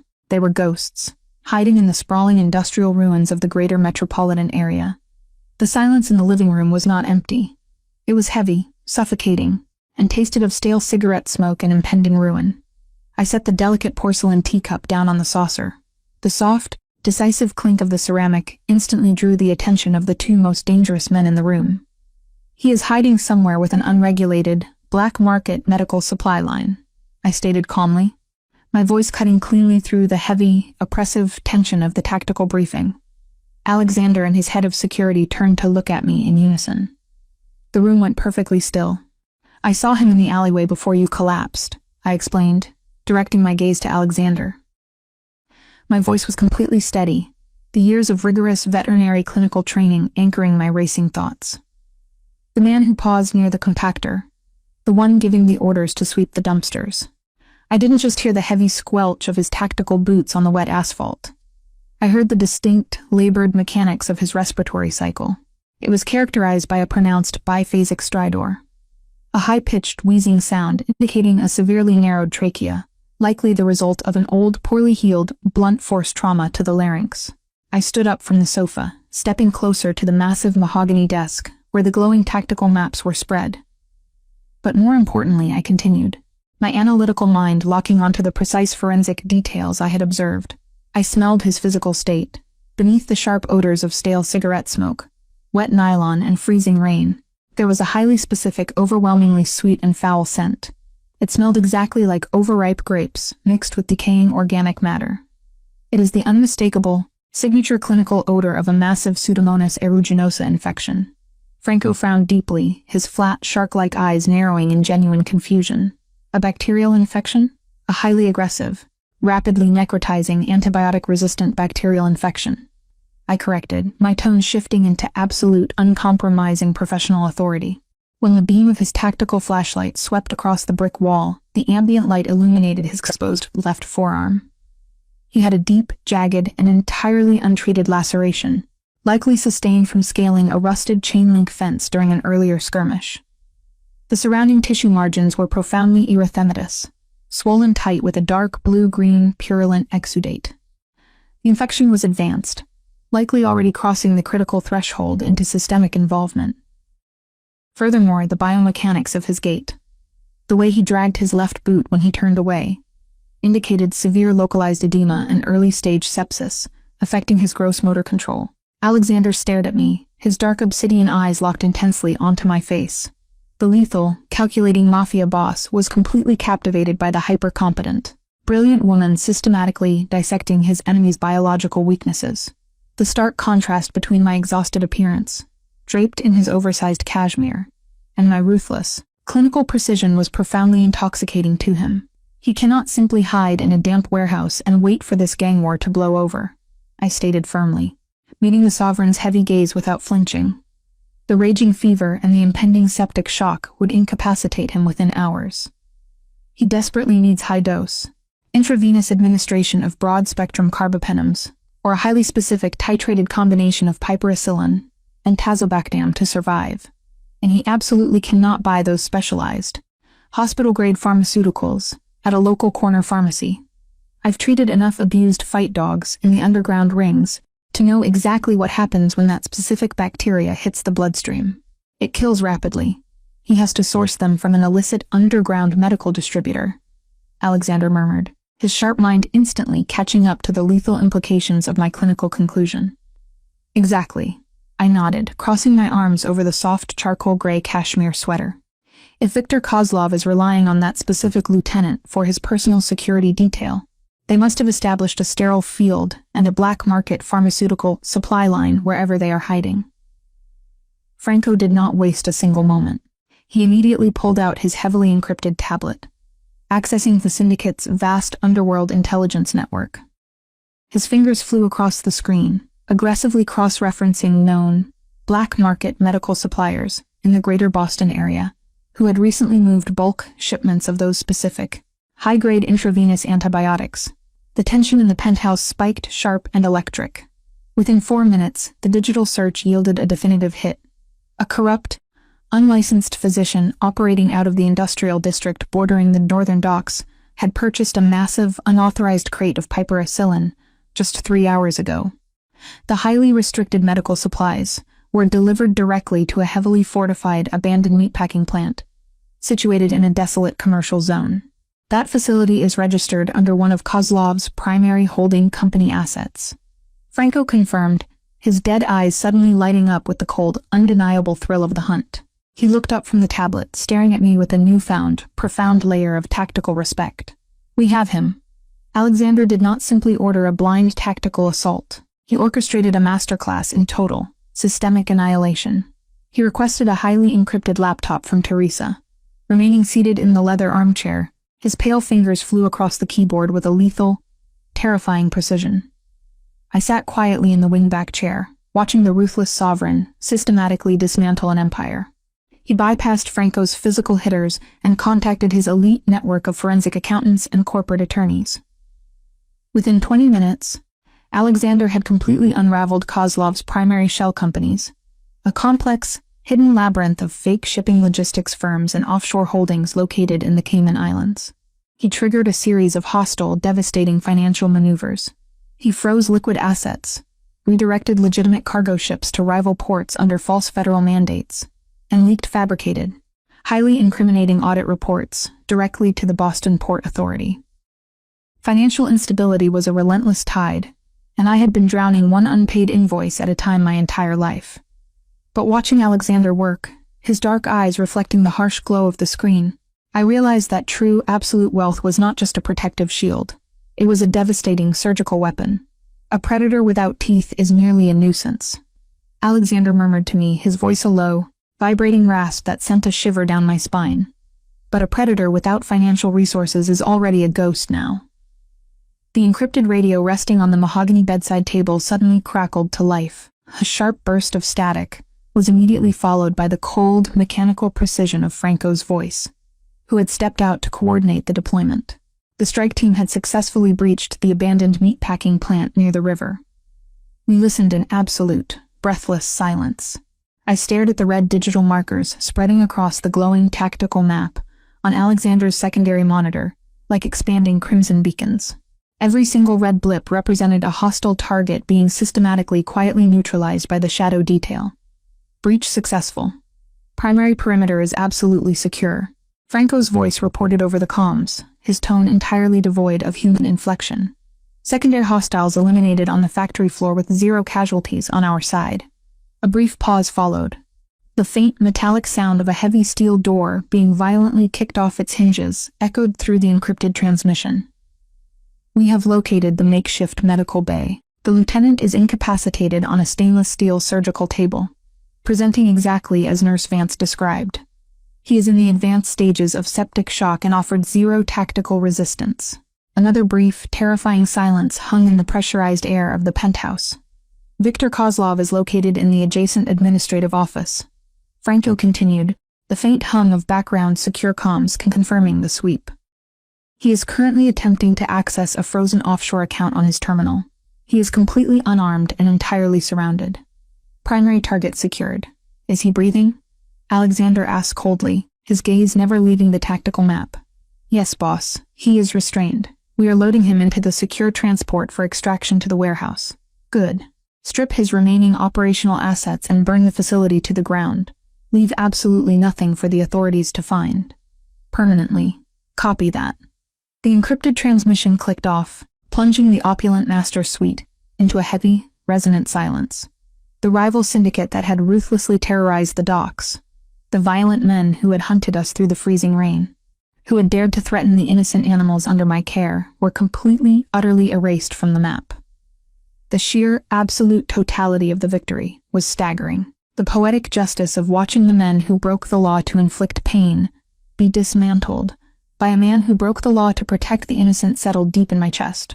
Alexander slowly placed the encrypted laptop onto the marble side table. He did not celebrate. He did not smile. He moved with a slow, agonizing stiffness, utilizing the polished mahogany cane to pull his massive, muscular frame out of the leather armchair. It was a staggering feat of willpower, heavily supported by the intensive, localized nerve blocks and heavy-duty, non-sedating analgesics Dr. Thorne had administered to keep his nervous system from shutting down. He crossed the short distance between us, the heavy, rhythmic thud of the silver-handled cane echoing softly against the wide plank mahogany floors. I stood up from the wingback chair, my heart suddenly hammering a frantic, staccato thrumming against my bones. Thump, thump, thump, thump. He stopped mere inches from me. The sheer, radiating heat of his body enveloped me completely, smelling of dark amber, cedarwood, and the intoxicating scent of absolute power. He reached out, his long, warm fingers gently grasping my left wrist. He lifted my arm slowly, his dark, obsidian eyes locking onto the vivid, ugly constellation of purple bruises circling my pale skin, the physical scars of his initial paranoid violence in the alleyway. Alexander lowered his head. He pressed a slow, deliberate, incredibly gentle kiss against the center of the dark contusions. The searing heat of his lips against my bruised flesh was a brand of absolute possession. A profound, silent apology, and an unbreakable vow all rolled into one terrifying, beautiful gesture. He is finished, Elena. Alexander murmured against my skin, his gravelly voice vibrating straight into my bloodstream. His operational network is permanently dismantled. His illicit wealth is entirely seized, and his life belongs indefinitely to the shadows. You never have to look over your shoulder in this city again. I stared up into his dark, heavy gaze, the intense romantic tension in the room pulling at the remaining oxygen. I wasn't just a rescued victim hiding behind his broad shoulders. My clinical intellect had been the definitive, tactical key to this monumental victory. I had used my specialized mind to systematically protect the man who had burned down the world to protect me. "I'm not asking you to love the criminal, Elena," Alexander whispered softly, his thumb lightly stroking the rapid, fluttering pulse at my wrist. The ruthless sovereign of the Boston underworld laid his soul completely bare in the quiet shadows of the penthouse. "I'm asking if you can love the whole complicated, dangerous mess of who I actually am." The exhausted, invisible veterinary nurse who had drowned in medical debt and fear was permanently dead. In her place stood a woman who held the respect, the intellect, and the absolute, unwavering devotion of the city's most powerful king. I slowly reached up, my small, trembling fingers tracing the harsh, aristocratic line of his jaw. "I already do." I breathed into the quiet space between us. And as Alexander closed the remaining distance, his mouth finally claiming mine in a slow, devastating, and entirely consuming kiss, I didn't feel the world fade away into some abstract cliché. Instead, I felt the heavy, undeniable reality of it, the grounding scent of dark amber and cedarwood, the soft friction of his cashmere sweater against my knuckles, and the faint, muffled howl of the Boston winter storm, breaking harmlessly against the reinforced bulletproof glass of our fortress. 3 weeks passed with the quiet, surreal velocity of a dream. Inside the fortified, climate-controlled walls of the Beacon Hill penthouse, the brutal, freezing reality of the Boston Docklands felt like a distant, faded nightmare. The transition was absolute. I had spent the last 6 months of my life operating in a state of perpetual, hyper-vigilant terror, flinching at loud noises, calculating subway fares down to the final penny, and dreading the relentless ringing of my cracked cell phone. Poverty was a relentless tide, and I had been drowning one unpaid medical invoice at a time.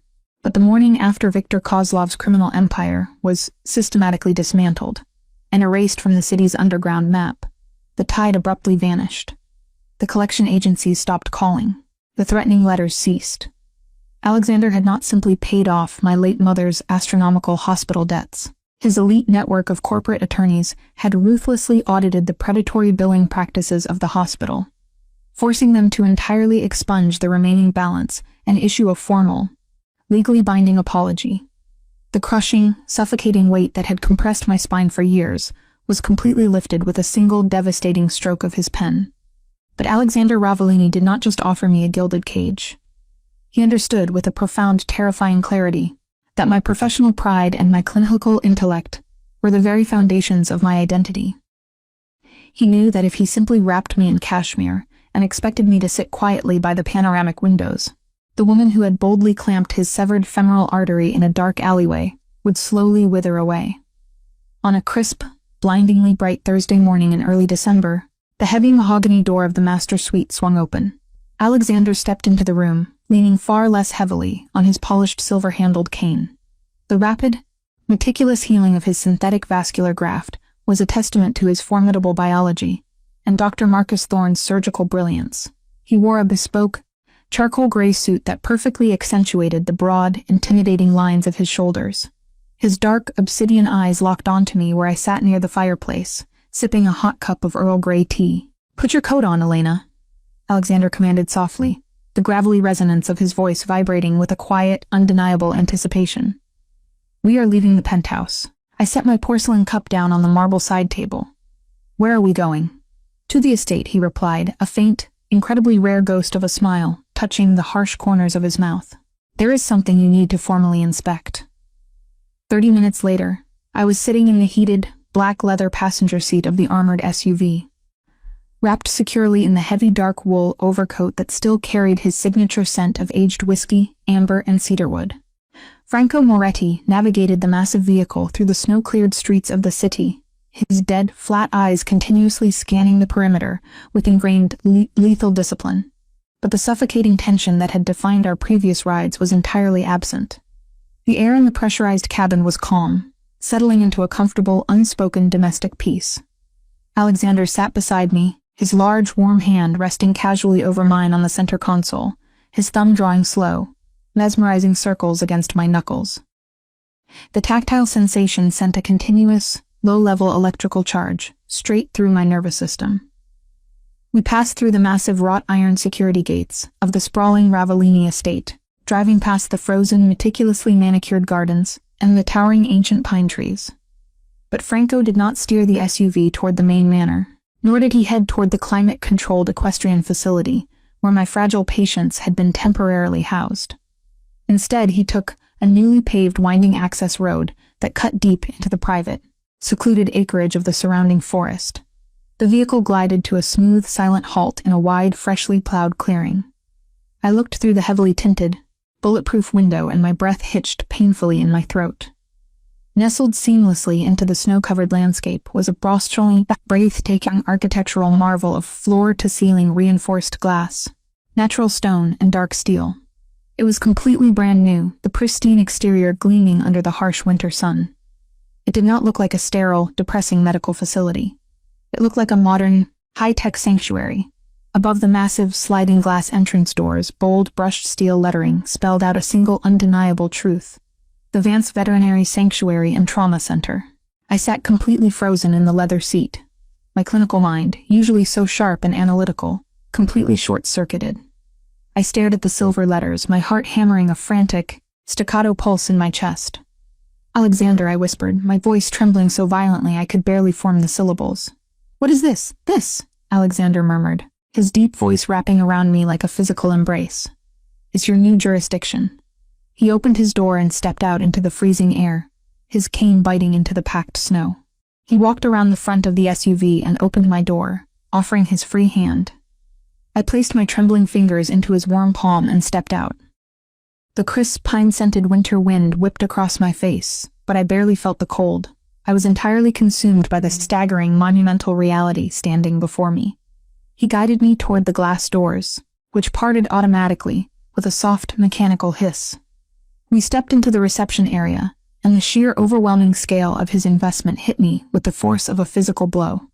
The floors were poured, heated, non-slip resin, meticulously designed for maximum sanitation and animal comfort. The air was perfectly filtered, carrying absolutely zero trace of the wet fur and stale bleach odor that had haunted my old workplace. It smelled of clean ozone and subtle, calming lavender diffusers. But it was the clinical infrastructure that truly took my breath away. I had Dr. Thorne consult with the top veterinary surgical architects on the East Coast, Alexander explained quietly, standing close behind me as I walked through the immaculate corridors in a state of profound shock. His heavy presence was a grounding anchor in the surreal environment. The construction crews worked around the clock in 3 daily shifts for the past 3 weeks. Money and manpower were entirely unlimited. I stepped into the primary surgical theater, and a hot, overwhelmed tear finally spilled over my lashes. The room was a masterpiece of advanced medical engineering. The center of the room featured a state-of-the-art, hydraulically adjustable stainless steel surgical table, illuminated by an array of high-intensity, shadowless LED operating lights. Along the far wall sat a brand-new, multi-parameter digital telemetry and anesthesia ventilator system, equipment so expensive and sophisticated that most human hospitals would envy it. Through the adjacent glass viewing window, I could see a dedicated diagnostic imaging suite equipped with a high-field MRI scanner and digital fluoroscopy units.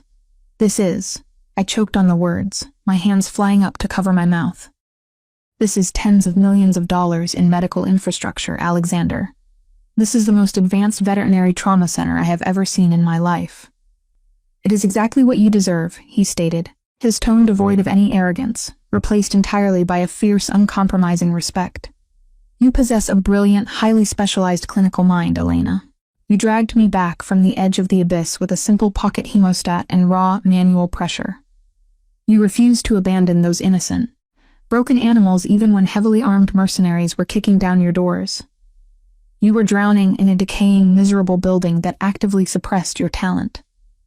I simply leveled the playing field." He reached into the inner breast pocket of his tailored suit jacket and withdrew a thick, crisp manila envelope. He held it out to me.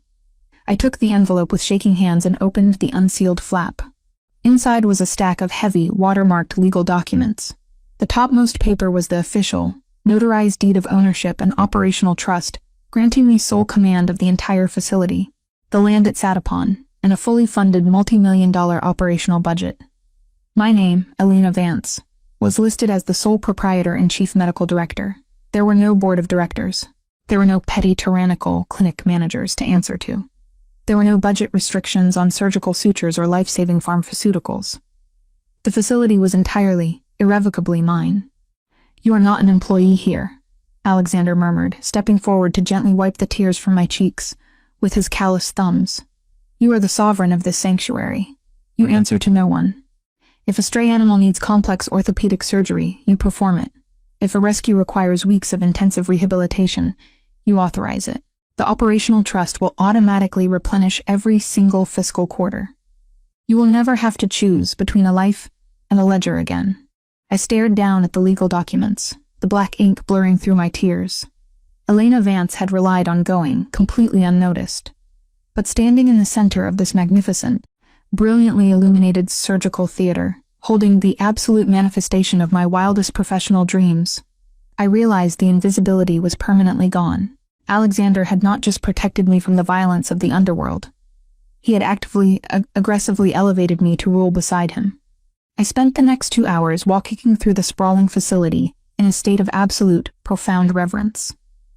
The intensive care ward was a marvel of climate-controlled, soundproofed glass enclosures.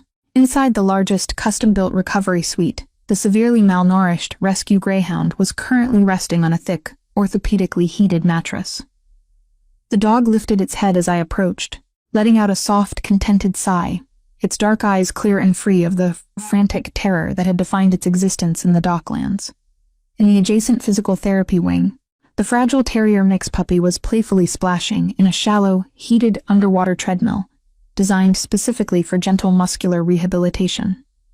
They were not just surviving anymore, they were thriving.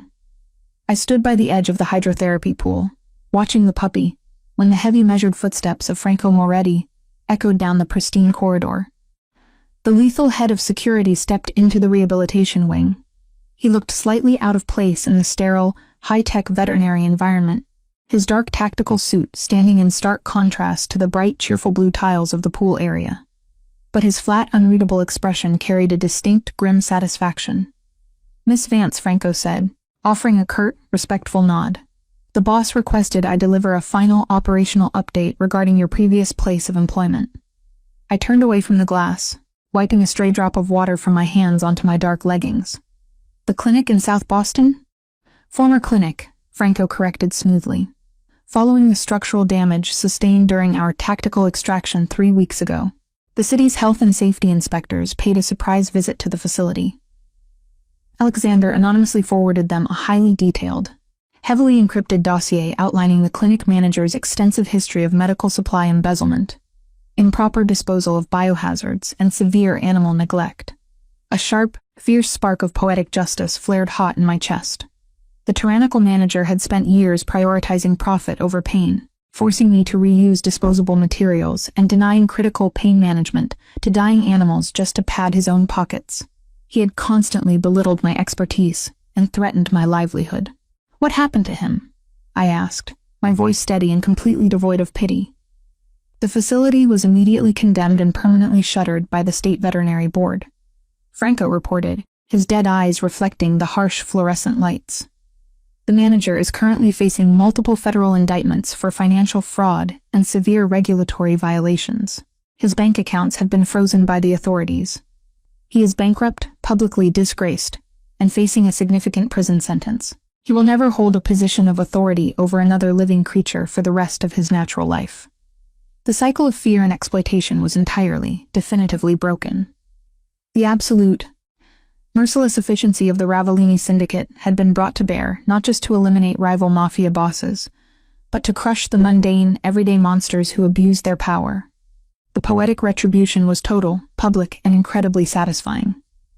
"Thank you, Franco," I said quietly, recognizing the immense, unseen labor the security detail had executed to ensure that specific outcome. "We protect what belongs to the family, Elena," Franco replied simply. It was the first time the cold, stoic enforcer had ever used my first name without the formal prefix.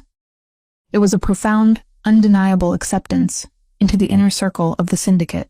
He turned on his heel and walked out of the wing, returning to his post at the primary security perimeter. I walked back down the corridor, the soft squeak of my rubber-soled shoes echoing in the quiet, pristine facility, until I found Alexander. He was standing in the main reception area, looking out the massive floor-to-ceiling windows at the heavy swirling snow falling across the pine forest. The harsh midday winter light illuminated the sharp, aristocratic geometry of his profile. He was a man composed entirely of violence, strategic paranoia, and absolute control. He ruled a dark, unforgiving underworld, where weakness was instantly punished with death.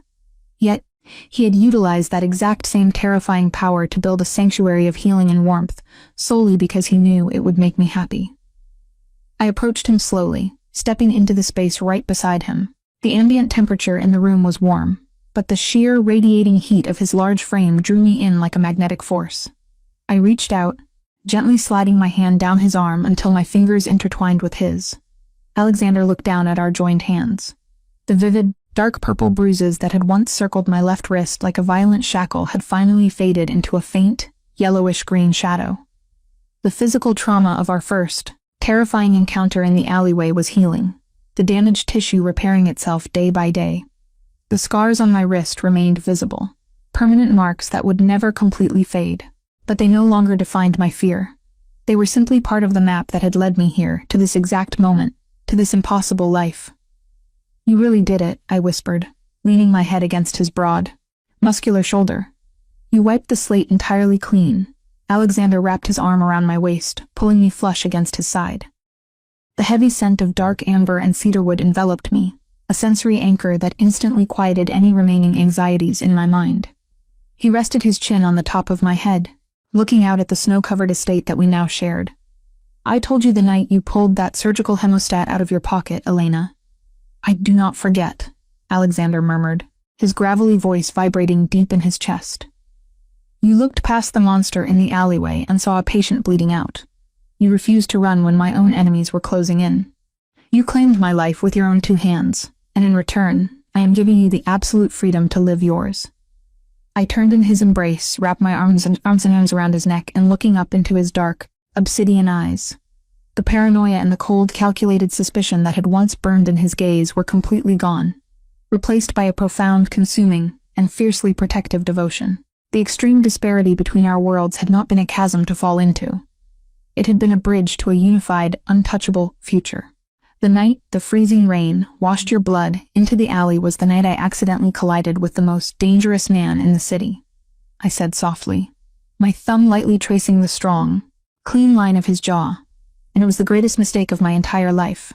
Alexander's hands tightened possessively on my hips. He didn't offer a verbal agreement. He didn't need to. He simply leaned down, capturing my lips in a slow, deep, and devastatingly tender kiss. The intense romantic tension that had simmered between us for weeks finally settled into a profound, unbreakable serenity. Outside, the Boston winter storm continued to rage, howling against the glass and burying the city in ice. But inside this immaculate, brilliantly lit sanctuary, surrounded by the lives we had saved and the empire he commanded, we had absolutely everything we needed. We had a foundation built on scars, clinical trust, and the radical, unapologetic choice to love despite the danger. The debt was settled. The predators were vanquished, and as I kissed the sovereign of the underworld back, feeling the heavy, steady rhythm of his heart against my chest, I knew with absolute certainty that I was finally, permanently, and perfectly safe.